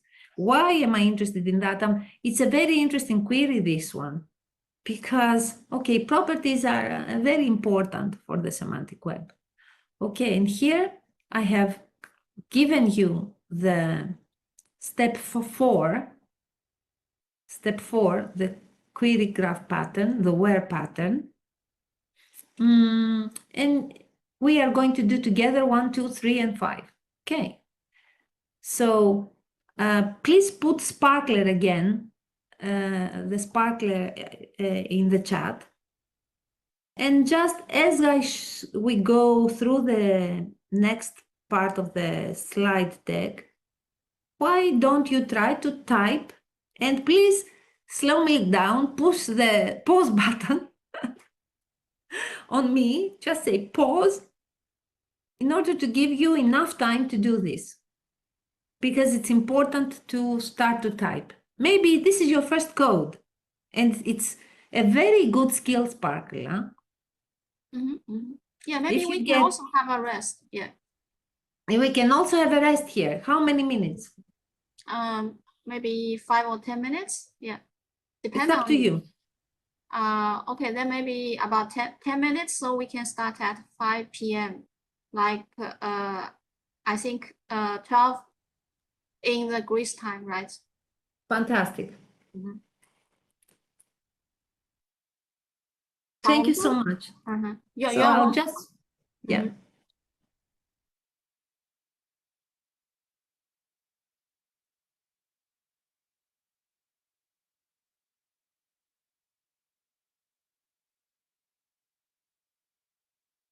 So I'll just step away from my machine to get a bit of water and see you in 10.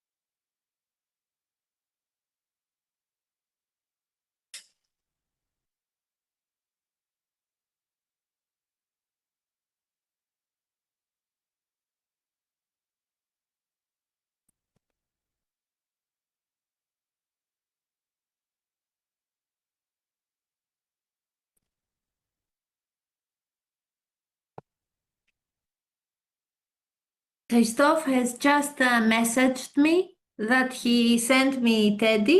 So as soon as we finish, I will send you, Luisa, and you can share with everybody. Okay, thank you.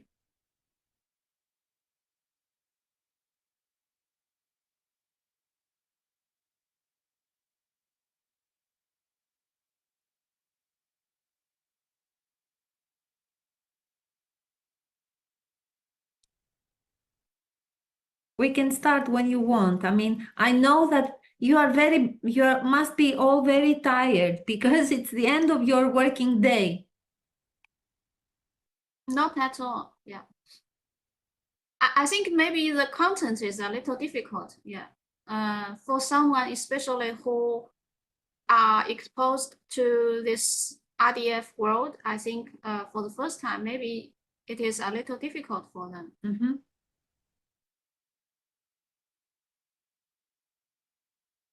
I think, yes, it's a bit scary at first, especially if you have not written a line of code or even seen a line of code before. It's as scary as it is, when you are faced with text in an unknown script. You don't know where to look. It's unintelligible. Why? What is the meaning of unintelligible? It has no meaning. It makes no sense to you. You cannot. So this is a big cognitive strain trying to understand. And machines, they manipulate all these symbols. They do all this work. They don't understand a thing. Even AI, all these AI techniques that are these large language models. I don't know what you use in China. We use ChatGPT. I know that ChatGPT is not available in China, right? But we use also Claude. We use Perplexity. We use what's the other by Google, Rafael? I'm sure it's not accessible in China. We have by Microsoft Copilot. We have Gemma. I don't know. I think it's called 文心一言 in Chinese. Yeah. So it would be nice to put the Chinese names of the LLMs, large language models. They are models like the triple model, like the RDF model, but they don't contain knowledge.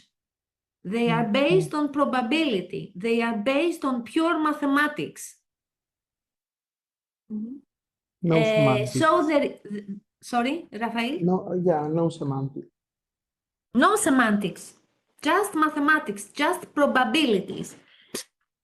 And then probabilities and algorithms in order to retrieve the data and to process the data by means of that. And actually, Rafael and I are very interested in how this works, and we're going to have intensive training on that. We have an excellent colleague who works with TALOS, our colleague Dimitris Kalopsikakis, who is expert on that, and we are very interested in how these work. But we know, and if you go to see the bibliography, everybody is worried. Why? Because there is no explainability. You can have here, try Yan Baidu. Okay, yeah. Please keep this, Rafael, to check this large language model. Now in Greek also there is a new language model based on the French language model, which is called Mistral. Also, there is a problem with these technologies, not semantic web technologies, but deep learning technologies, because of the languages, because the large language model, yeah, ChatGPT like tool in China. Okay, thank you. If you can keep all this, Rafael, for us, it's very useful, because we need to know what's happening in China. China is the first power right now in these technologies. The market in China is very big. There are so many startups in China working on that, and yeah, it's really, I mean, technology has never, I mean, there are people who are technophobic, and there are people who are who don't have this problem, who are not afraid of technologies. The difference with other technologies is that these technologies make decisions. They have the power to make decisions and select A from B. So, and they are implemented in our system, in such a way that they can make a lot of decisions for us. The problem with decision making is that when you have a human, you can say, okay, Luisa, Rafael, why did you, dear colleagues from NUAA and students, you made this decision based on what? You can have a dialogue. With these LLMs, you can have a dialogue, but you cannot affect their structure and change their structure. And even if you do, if you're a programmer and you fine-tune the machine in such a way that it does not allow for racism, or that anyway, that it observes the AI ethics code as it's formulated now, it still cannot give you a full explanation of why. So the big crux of research now in this field of AI is how do I introduce explanation in the machine. One way to do it is by weaving these technologies together with ontologies. But still, the deep learning part is not explainable, because it's just probability coefficients. 0 point, I don't know. So this does not make sense in you know, in terms of why this and why A and not B. Also with LLMs, these technologies of LLMs are fascinating, but there is a problem with less spoken languages. For example, with Greek, the fewer data you have. I think with Chinese is flourishing with you know, when before Unicode, the first code was coded in ASCII. I mean, the first language coded for machines used ASCII, which was a set of characters to serve just the English language, the Latin alphabet. And then they said that it would be difficult for Chinese. But you know, for Chinese, it was not difficult at all. And with now with LLMs, Chinese has the privilege of being spoken, being very widely spoken. The more speakers a language has, the more alive it is. Language death happens when the last speaker dies. Language dies with its last speaker. So Chinese is a very vigorous language, also for machine learning, for deep learning, for LLMs, because all these speakers produce data. All this data improves the models. The models learn. Machine learning is code that learns and improves. And also it gives you the sensation that you're in dialogue, but you're not really in dialogue. There is a data set, I mean, the whole web downloaded, and then it's just strings of characters, strings, no knowledge. With these technologies that we're showing you with Raphael, you have knowledge because you type the knowledge yourself. You can use machines, and you can use also, I think, machine learning and deep learning, and we are going to experiment with that in order to make this model scalable. But this is completely human explainable models. Even if it doesn't make easy sense to you now, because it's the first time you see this, you can understand that this is, I mean, we should have shown you a slide to explain what the difference in technologies is, but we wanted with Raphael to make a more practical workshop, because we really want your help with our philosophers dataset. But we can also give a lecture on comparing these technologies to what deep learning, machine learning, and LLMs do. And Raphael has already given tutoring and lectures to fellow students at the University of Crete, explaining to them how to harness the power of LLMs for their work. We have to be allies with these systems. The problem with the system is that not that they have existence of their own, but as they make good progress and they learn, in quotation mark, and they make decisions, then this means that they are like they are not like any other tool, but they can embed it in any other tool in our cars. And I know Chinese car industry is flourishing, and they have input computers and GIS, geographical information systems. They can, of course, they can bring hybrid machines, hybrid tools with AI, embedded with AI. And in order to be able to face the coming years, and especially for young people to face the job market and become competitive in this job market, we need to help them and give them the tools to use. Not to copy for exams, not to copy answers. No, this is not productive use. But any tool, I mean, I can use a knife to cut. I can use a knife to kill. That's the problem. It's not the fault of the tool. It's the fault of the human who makes the wrong decision. But okay, now there's a great, big effort everywhere in the world to include ethics and also to make these technologies more interdisciplinary, because they are widespread.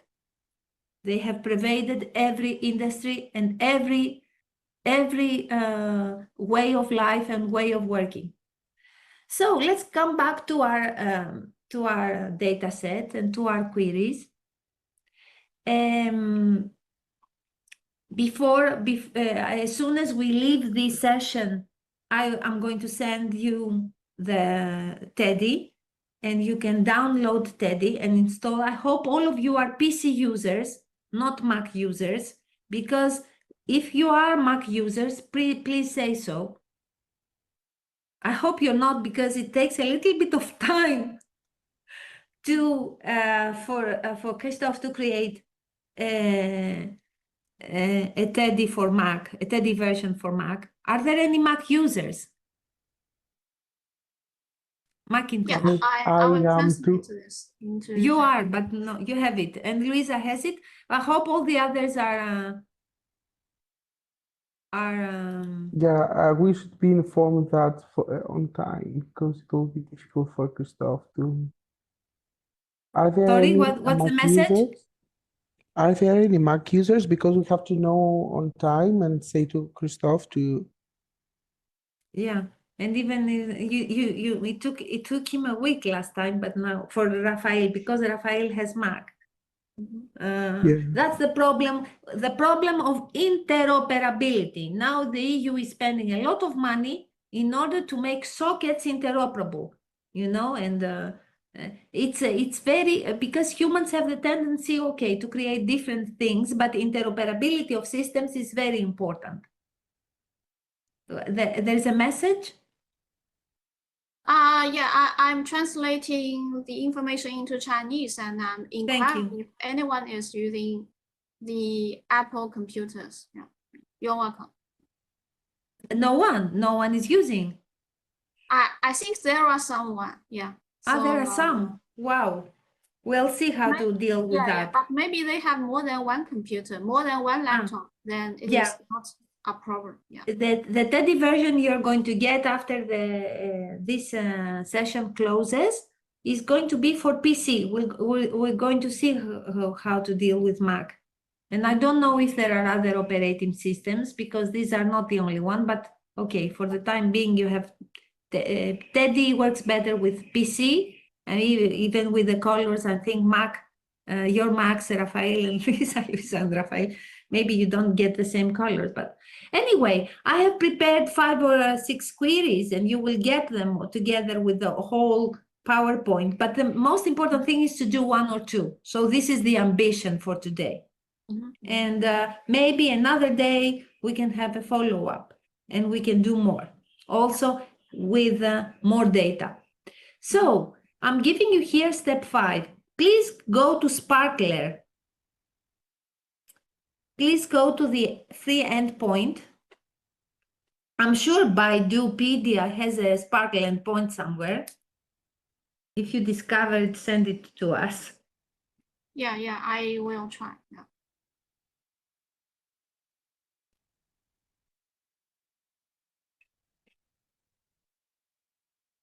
So I'm giving you the where clause. I don't know if you have given the students and everyone attending the slide deck of students, named students, Luisa. Have you circulated that? Yes, I have received the materials and I have circulated for the people who have already joining our group, but there are some people who are not a member of the group yet, so I will send them later. You're an angel. For those of you who have the PowerPoint, you can open the PowerPoint that ends in students and NUAA students, and the first slide is about the prefixes, because the first step is putting in the prefixes.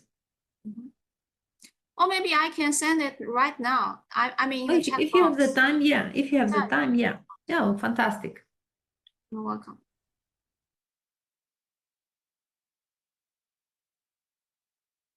So the first thing is the prefixes. The next is the select query. The next is the from, which is optional. The where query, you have it now. We are looking for a list of all property names used in the dataset. The dataset, I'm going to indicate the dataset, which is this one, and the from query. The where query, you have it. This is for the from query. The prefixes you will find in the PowerPoint, the first slide after the title. And I will give them now as well for you to see. But it would be nice while I'm speaking to type this, or the prefixes you can just copy paste into the SPARQL. Unfortunately, there is no time for you to share the screen.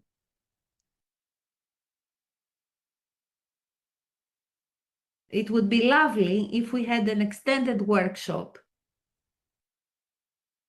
And if there is more interest, I mean, we can do an intensive course any time of the year in Crete or in China, in Greece or in China. Mhm. Preferably in situ, not on Zoom. Not Zoom, on Tencent. And then we could all, people could share their, project their slides, their screens, and we could work from there as we did it in 2019, where we had this wonderful 2-week experience, the summer course with master students. Over 40 master students attended. Luisa also had organized that. We're grateful for that. Christophe and I were the instructors, and several colleagues also followed. And it was a very good experience for us because the students were really, really very hardworking, and these were very intensive 2 weeks in October 2019. So we can repeat that in the near future in Nanjing or in Rethymno. Okay, so and let me just explain. Are you managing? Are you typing things into your SPARQLer?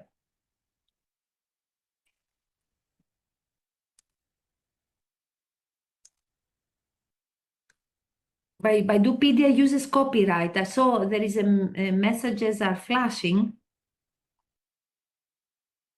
I just want to say about the where clause that you can see that is okay. Curly brackets, the first triple period, the end of the first RDF statement. The second triple, there is the typed standardized label from the RDFS vocabulary, which is called the RDFS label. It's a very important tag for those of us who work with languages, and this is why Raphael aced the course, and Christophe wanted him to join us with every initiative in the future, be part of the research team, because it's important to have labels, because these labels are human readable, and you, Raphael, you were the only one who understood that and grasped that and used that. Yeah, RDFS label is an important one for those who work also with different languages, because you can express this information in different languages using RDFS label. And as Raphael will show, this is inbuilt in TEDI. You don't have to worry about RDFS, blah, blah, blah. You'll see how it works, right? TEDI does some work for you, and is a big help with that. So we're looking for property names. Again, the standard. Okay, here is the prefix. Have you put this in your SPARQLer? The prefix RDF, the prefix RDFS, the prefix for SCOS vocabulary, Simple Knowledge Organization Systems, or SCOS, which is the standard for Thesauri, now also a W3C standards, and the prefix for our language, Web Ontology Language. And then these are prefixes that are universal. I mean, everybody uses and knows and uses them. And these are our own data set. Prefix OTV, OTV stands for Ontoterminology vocabulary. And we don't have the time to render it into a standard, to turn it into a standard. I've asked Christophe to do that, but where is the time? So I hope we get help for those people interested. to specialize in that and to turn it into an ISO standard, because the ISO committee, Technical Committee 37, are interested in turning it into a standard in one of the terminology standards. A new standard that is going to bridge ontology and terminology. Terms, specialized vocabulary in natural languages, and ontology as explicit semantics for the terminology.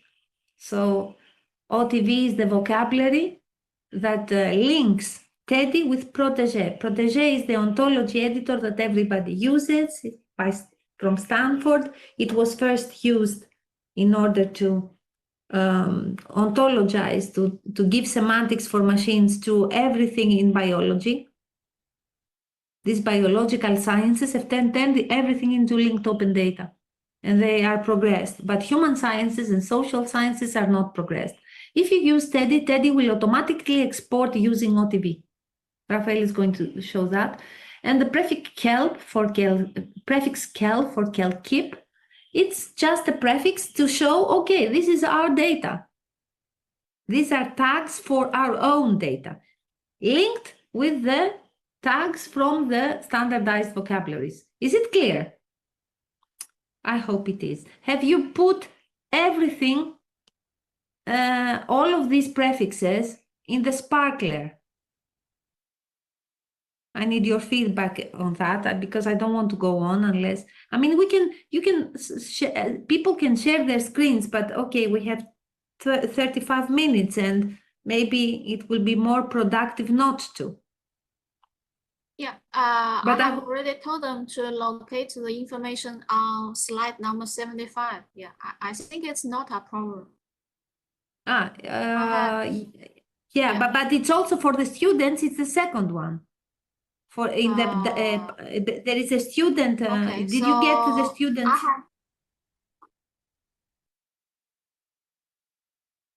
Did you get the students one? From the Google Drive, there is a student one which contains, I think, 8 slides. And it's just the code. Yes. If you can put it in the chat as well, why not?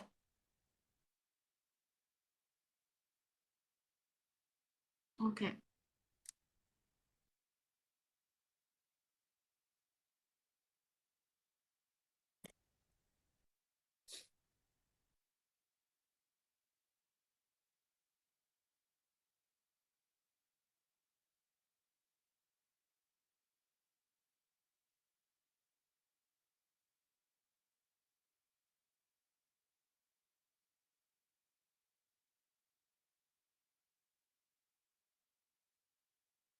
Yes, fantastic. So these are the prefixes, and you can put them into Sparkler.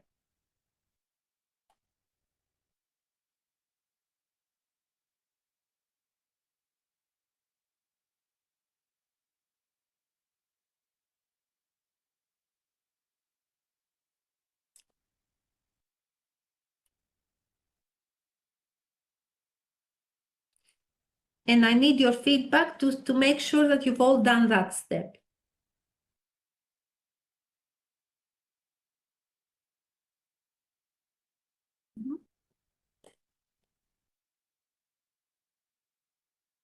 Have you done it?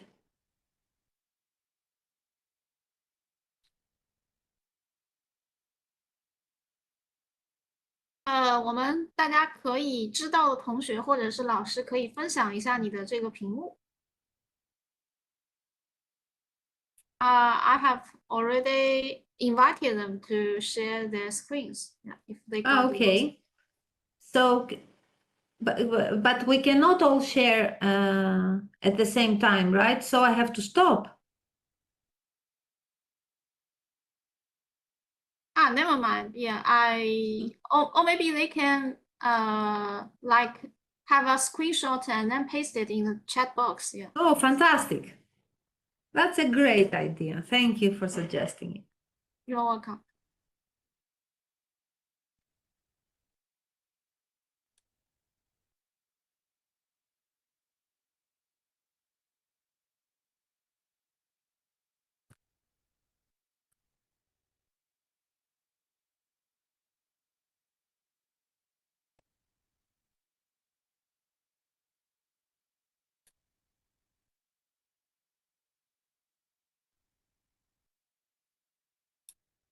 Okay. So this is the prefix part, and this is the select. What am I looking for? I'm looking for the names of properties. What can they be? I'm building a data set about philosophers. Okay, about Chinese and Greek philosophers. What could the relations be? Can you give me a suggestion? Philosopher A, link to something, I don't know. Tufu and Confucius. What would be the link, the relation between them?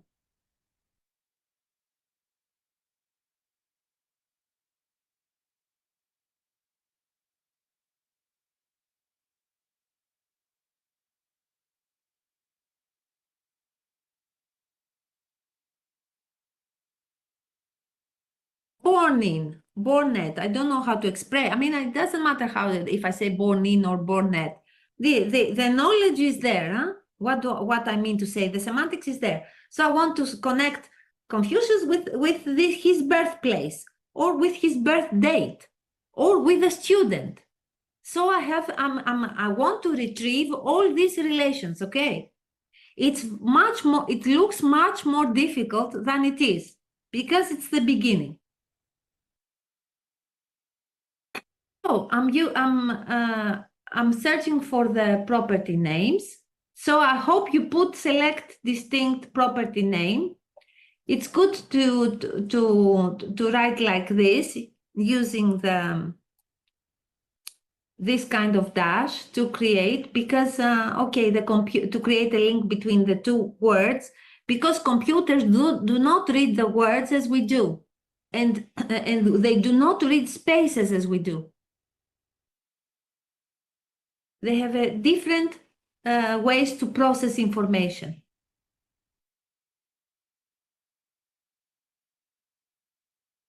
So,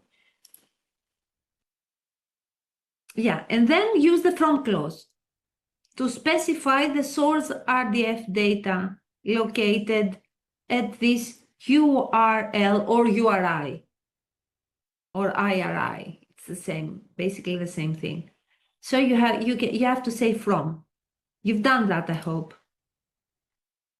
And then step 4 has already been done for you. We're looking to match with this graph pattern, where we want to retrieve the property name via its RDF label. The property, yeah, via its RDF label.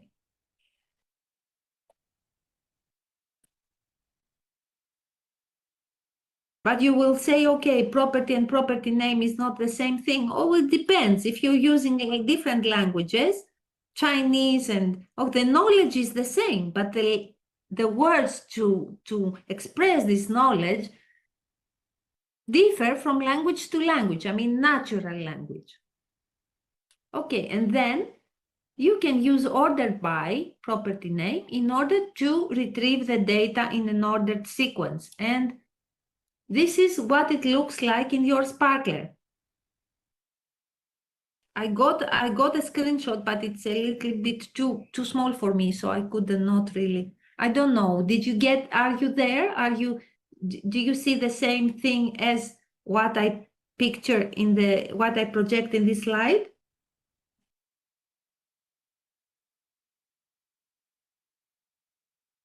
If we were in the same room, I would look around your screen, look around the room and see your screens, but now I cannot, unfortunately.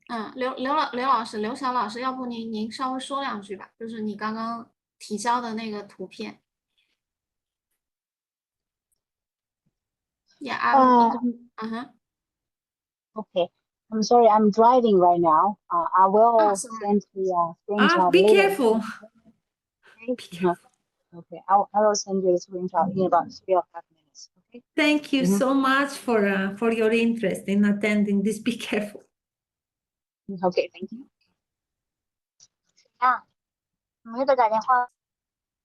So again, the prefixes. These are the standardized prefixes of the W3C. These have not been deposited to W3C. I mean, with OTV, we could do it. We could turn it into an ISO standard or a W3C standard.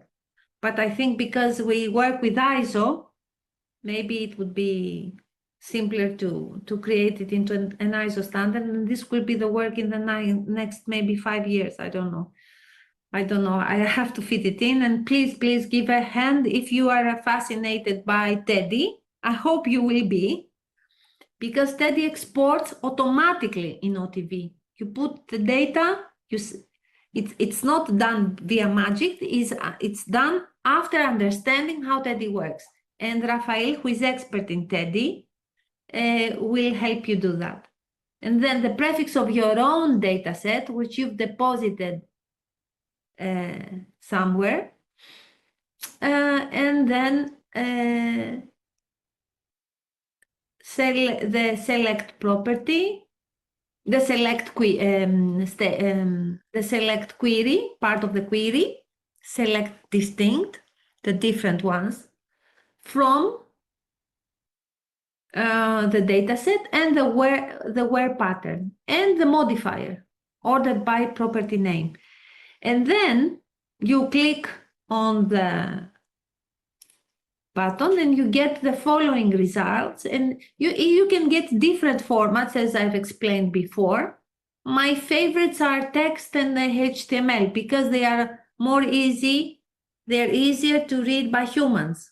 They're humanly readable, especially text, but also XML is quite humanly readable. JSON is not very easy to read. So here are the properties that we've tagged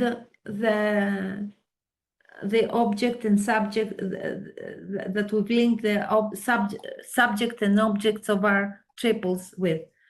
Author of, authored by, birth date, birthplace, concept name, death date, death place, denoted by proper name, denoted by term, denoted concept, denoted object.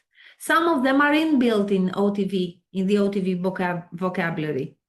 Fluid, gender, has influenced, influenced by, instance of, is a, is birthplace of, is death place of, language, member of philosophical school, mentions, note, part speech, proper name, pupil of, representative of, represented by, teacher of, term name, and term status. So these are all relationships, okay? And then the variables can be the object and the verb. Since we retrieved that. Author of, Confucius is author of X. Plato is author of Y. And authored by is the opposite link, the reverse, the inverse way in the knowledge graph. The book is authored by this author.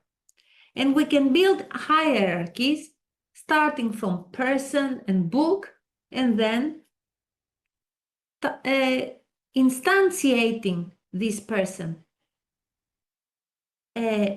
Plato, we are talking about philosophers, so we're talking about people who are philosophers. So philosopher is a person, and then Confucius is a person, is a philosopher. Or person, you have Chinese and Greek, and then philosophers, Chinese philosophers, Greek philosophers, and then Plato is a Chinese philosopher and Greek philosopher, and Confucius a Chinese philosopher. And you can create easily a graph with all this information and with all these relations. As you can see, we don't have that many relations. Because, as I said, it's a small data set. And then you can also think, what do I need to know about these philosophers?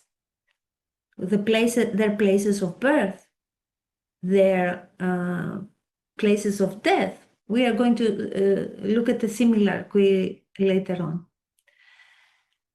So this query resembles the previous one. It retrieves the distinct property names that have the domain set to kel person. Remember domain and range of the relationship.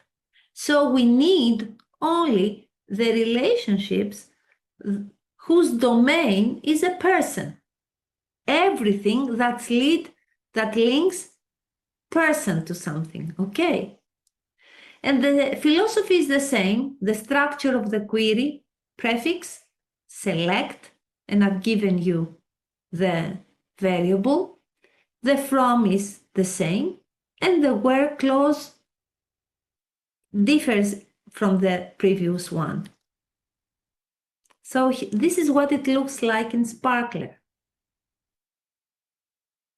Why don't you try it yourselves to see what the results are?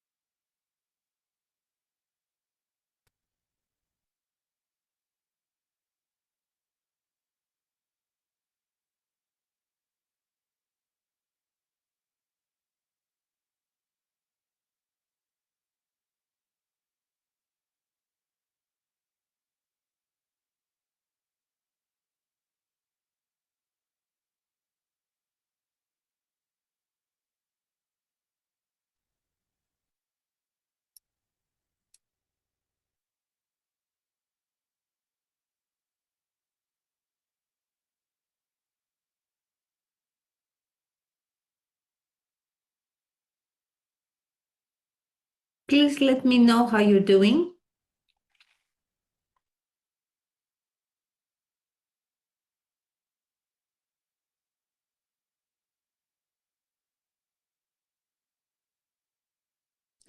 Okay, I just opened the SPARQL, Mm-hmm.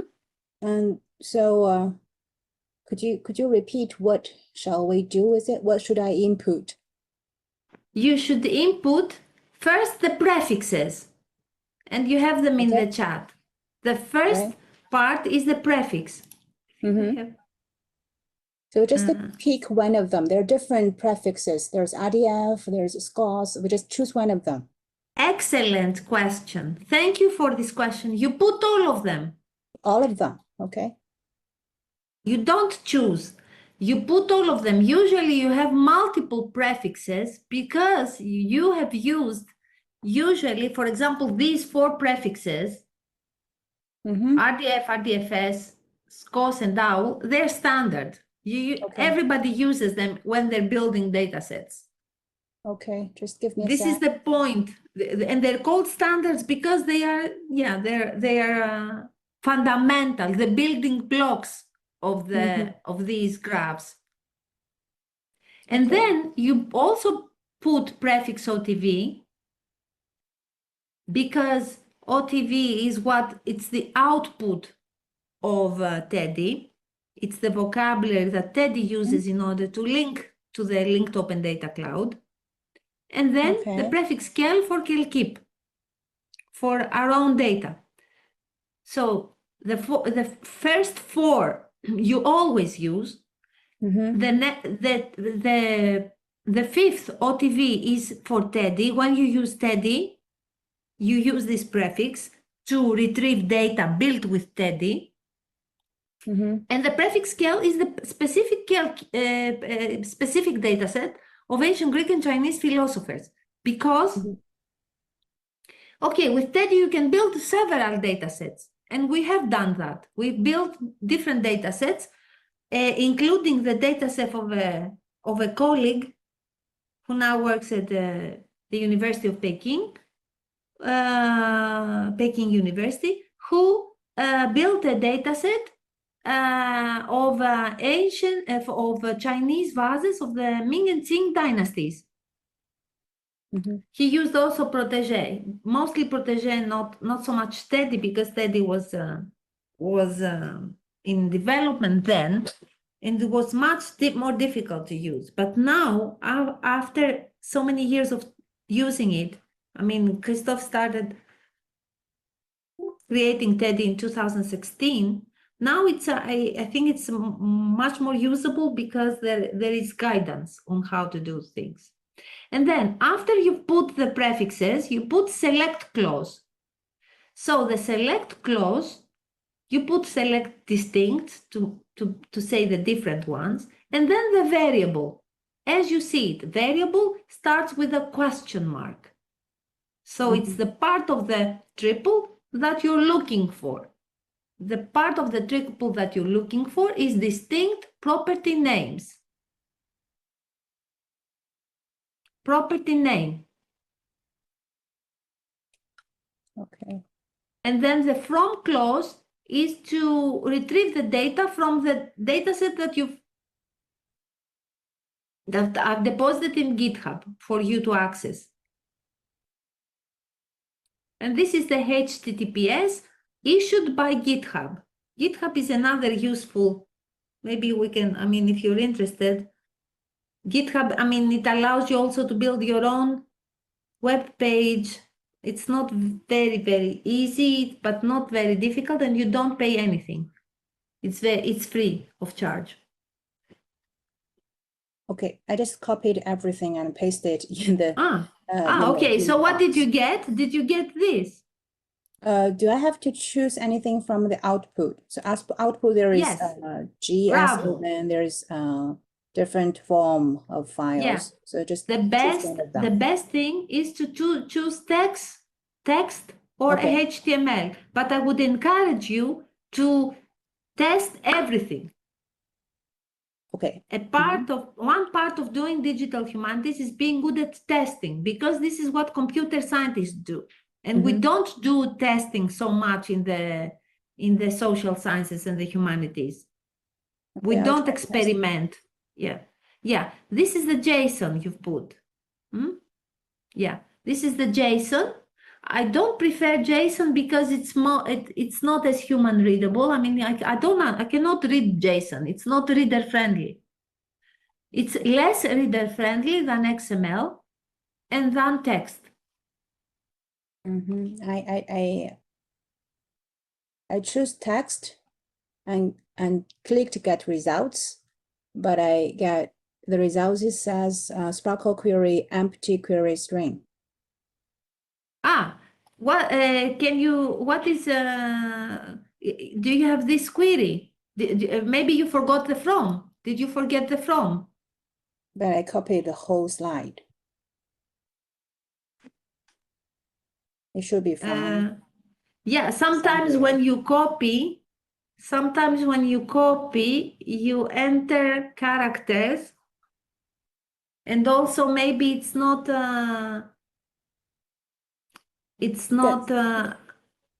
arranged. I think the input box is very small. You can enlarge it here. Look, in this part you can drag it down. I see. I should input directly in this box. Okay, I got it. You can, and then you can drag it down and enlarge it for you to see all your code. Okay. Because in the beginning it's very small. Thank you so much for your instruction. Feedback. This is very difficult and new to me, so I'm just following directions and see what I get. Okay, I get something. Property names. Yeah. There's what did you get? Did you get this? Let me see. If you choose. Yes, I get the first text, the property name, and then the everything, the same as you showing it on the slide. Fantastic. Do you understand what that is? What you have done so far? It's retrieve the names of properties that link to person. So a person has a birth date, a person has a birthplace, a death date, a death place, a floruit, which is the period of they flourish, a person, a philosopher in this case, because we have built a data set about Chinese and Greek philosophers of ancient times, has influenced someone else, a fellow philosopher, or has been influenced by and is member of philosophical school, is pupil of or teacher of. Okay, these are important relations. In the first SPARQL query, we retrieved all the relations just to show, to remember what relations we have done so far, we have entered. But here, these are the most important ones. Because in the previous one, some come also from TEDI, from the OTV vocabulary, and they are not always pertinent. But these are pertinent for me to say, okay, what information have I represented for the machine to process that pertains specifically to the philosophers that I'm interested in? Okay. Okay, and I realized that I wasn't sure who, what the audience would be. So I tried for it, not to give you something, something that you would not react to. I mean, I really am interested in your feedback and your difficulties. That's why I've created difficult queries, not very easy queries, but this is what is of interest in order to understand what this data set is all about. And I will encourage you all, I mean, we just have 10 minutes, but I will encourage you all by Thursday to try out all the queries. And we can take just 5 minutes before Rafael's time, because also Rafael has a lot to explain. Just to give me a feedback, or even message me in the meantime and say, okay, this didn't work, why didn't it work? Because in computer science, I mean, it's not an exact science. They just test everything. In the humanities, we don't really need it. We work in a different way. But I think both ways are very enriching for our brain. So the third query,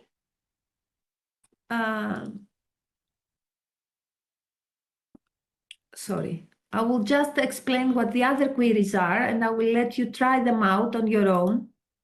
Sorry, these are the results. Yeah.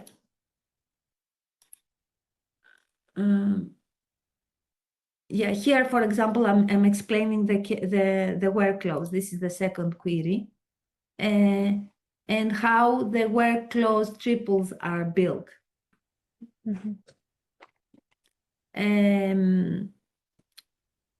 Just to understand that there are 3 triples. Okay, and this is the 5th step to order by property name. So I'm dissecting the query. So in the third query, I'm looking for the names, birth dates, death dates, and philosophical schools. It's very easy to write a natural language query. The natural language query in Chinese, I don't know. You can tell me what it would be. In English, it will be, what's the philosopher's name, the birth date, the death date, and the philosophical school of all the philosophers included in this data set. In order to express this simple 2-line question in English, and I think it would be 2 lines also in Chinese. Here you have many lines.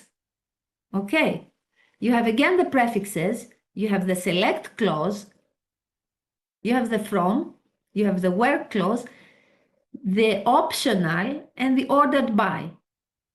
The prefixes I've explained, and I think now more or less you know what to do.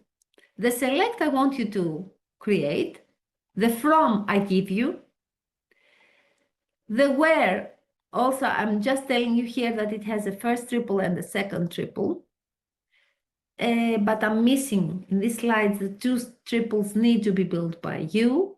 And then the optional, I'm explaining here that it ensures that the philosopher is included in this query, even if some information is missing. For example, I don't know the birth date or the death date, or I'm not sure what philosophical school, or I haven't entered this information so far. Okay, so you can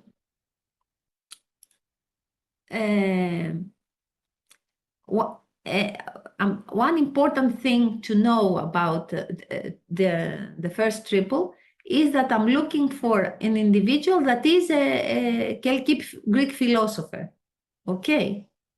And an individual that has a name. In order to make these statements into RDF statements, I use the RDF type for the first one and the scores pref-labeled for the second one. The scores pref-labeled I haven't really talked about before, or maybe I have, but I've talked about labels.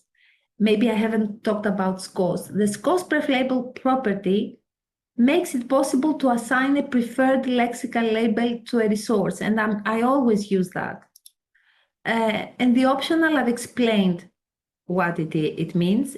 It means that, okay, if you don't put optional, then you won't get all the philosophers that have missing information, okay? So if you try to put this into the SPARQLer, please tell me what you get. And you can build the same query for the Chinese philosophers.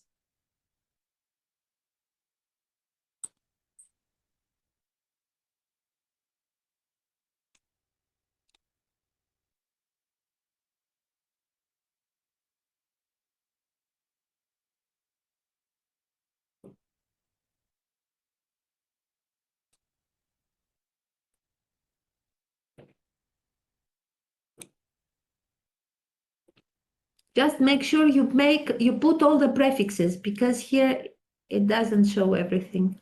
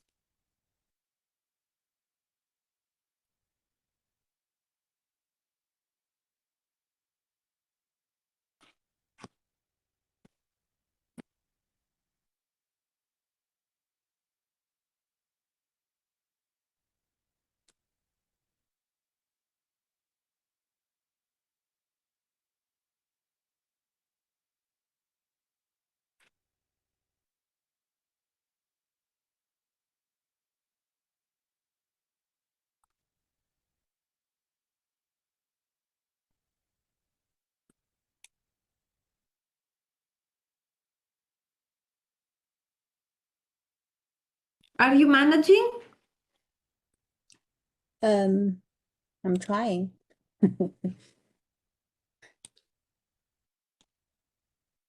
Oh, It's trial and error. In code, in programming, there's a lot of it. so I need to fill in the variables in the select, right? Yes. So there's The variables are what I'm looking for. I'm looking for the Greek philosopher's name, the birth date, the death date, and the philosophical school. yes. You can even change, whenever there is Greek philosopher, you can put Chinese philosopher, and you will get the Chinese philosopher. The only thing to change would be, instead of Greek, put Chinese. But make sure that you use this symbol to connect with the philosopher name. No, if you put every blank space is read differently by the computer. It can crack the syntax of your code. Oh, I think I get it. Bravo. Fantastic. Here, I can send you a screenshot.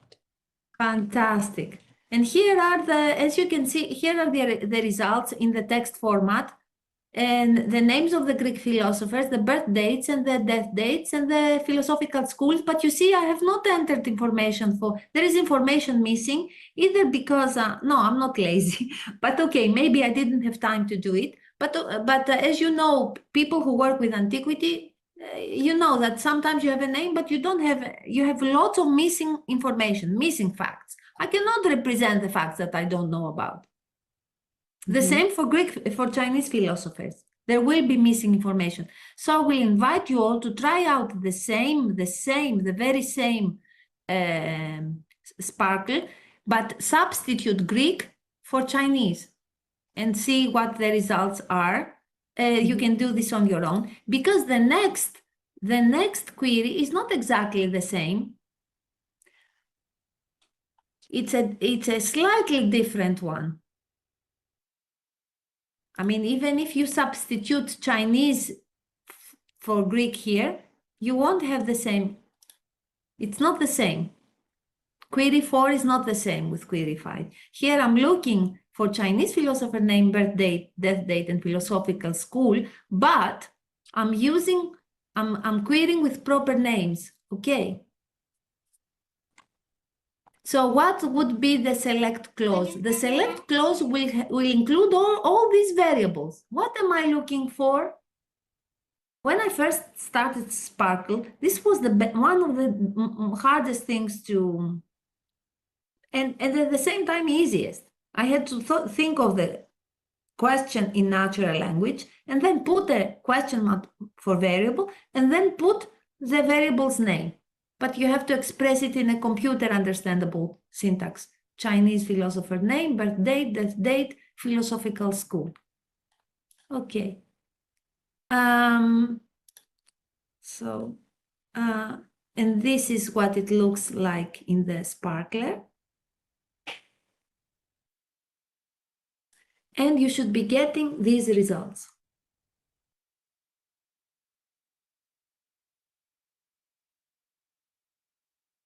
Because we did some experiments, but okay, I'm not an expert in Chinese philology. I'm not nor in Chinese philosophy. So I hope to get colleagues who are experts and to help with that. And the beauty of TEDI is that you can include even texts. You can include chunks of text. Raphael will talk about that. I have a few more slides, but I will not go through them. You can experiment. I will invite you to experiment with these. There are 2 more queries, and I have all the answers here, but you can experiment on your own. And I will thank you all for your patience, your resilience, and promise that this was the hardest part because, okay, it's the first encounter, strange encounter. The most important thing to retain is that SPARQL is useful because you can mix it with your code. It's useful if you intend to produce machine-readable data, machine-understandable data, linked open data sets, and query them. Have some SPARQL queries for these data sets that you produce ready there, out there, post them on your website so that people can get the data. But TEDI's use is even greater because you can create your data set. With SPARQL, you can query that data set, but with TEDI, you can create and post it, and Raphael will explain that in the session to come. Thank you. Thanks a lot. So